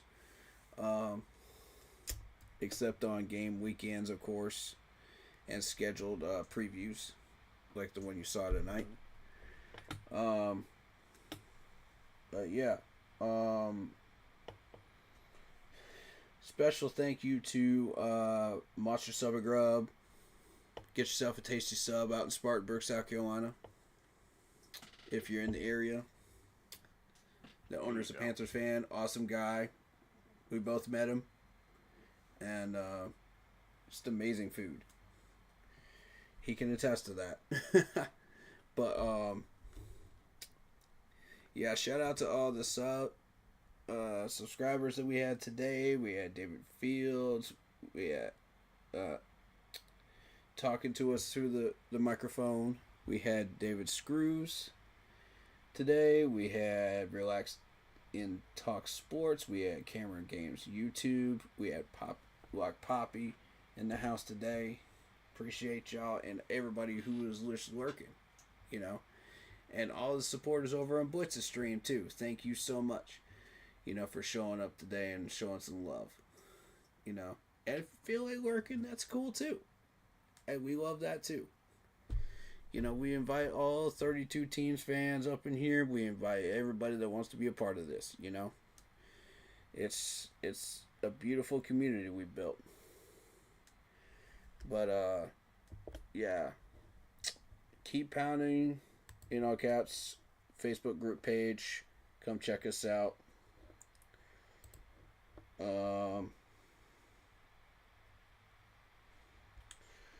And Lindara Ty on Instagram if you want to upgrade your streaming experience using her last name first, Ty, T-A-I Lindara, Lindara, for videos, panels, etc. She's looking for new clients. She's awesome to work with. Fair pricing. And just awesome in general as a person. Tell her we sent you. She'll hook you up. Lindara Ty on Instagram. Go. And all the Panther streamers out there. Oh yeah, definitely. There's many. There are many. On 2020, we got Shellytron, we got Pat Coltrane, we got Carolina Bleeding Blue Podcast, we got PNP, we got. Shout out to Mr. Carolina. Show the love, man. Share the love. Share the love. You ain't got to sub to just us, man. Share the love throughout the year. Mr. Gemini says I might change my name to Keep Pounding USA. Oh, snap. Oh, I like that. I like that. Do it. Shoot. Might as well. Shoot. The game is at 1 p.m. on Sunday. We will be live on my stream, reacting to it. 1 p.m. Eastern Standard Time. Be there. We'll be doing the game reaction and post game as we do every game every year. There we go. Y'all know the deal. Yeah. That's regular schedule right there. Go out and let's get this win. Facts, man. Facts. But Corey, I want to thank you so much for coming on out, and we tag teaming this tonight. This was really good. Yeah, man. For those that are catching the archive of this either on my channel or Corey's channel, definitely let us know your thoughts. Let us know your predictions. Score predictions. Mm-hmm. All of the above. All the new likes, all the new subscribers, all the new followers. Thank you. Welcome to the family. Keep pounding. Indeed, the family continues to grow, and we appreciate you. As usual, don't forget to like, follow, subscribe, all of the above. Mm-hmm. Keep pounding. We're going to get through this. Mm-hmm. And thank y'all so much for watching. Hope y'all enjoyed tonight's live stream. And let's get ready for Sunday. Game day Sunday. Game day Sunday. But that'll do it. For myself, Blitzball champ Jason Ingram, and keep pounding.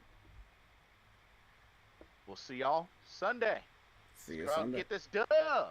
Let's get it, man. Can't wait to play some Sweet Carolina on my stream. It's tradition when we get that dub.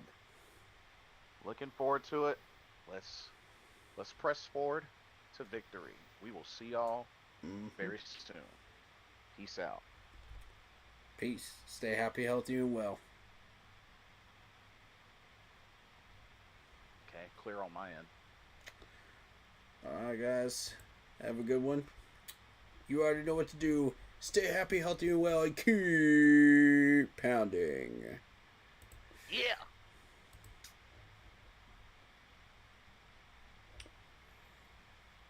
See how the rest of this game is gonna go. So I kind of want to make a push. Uh oh.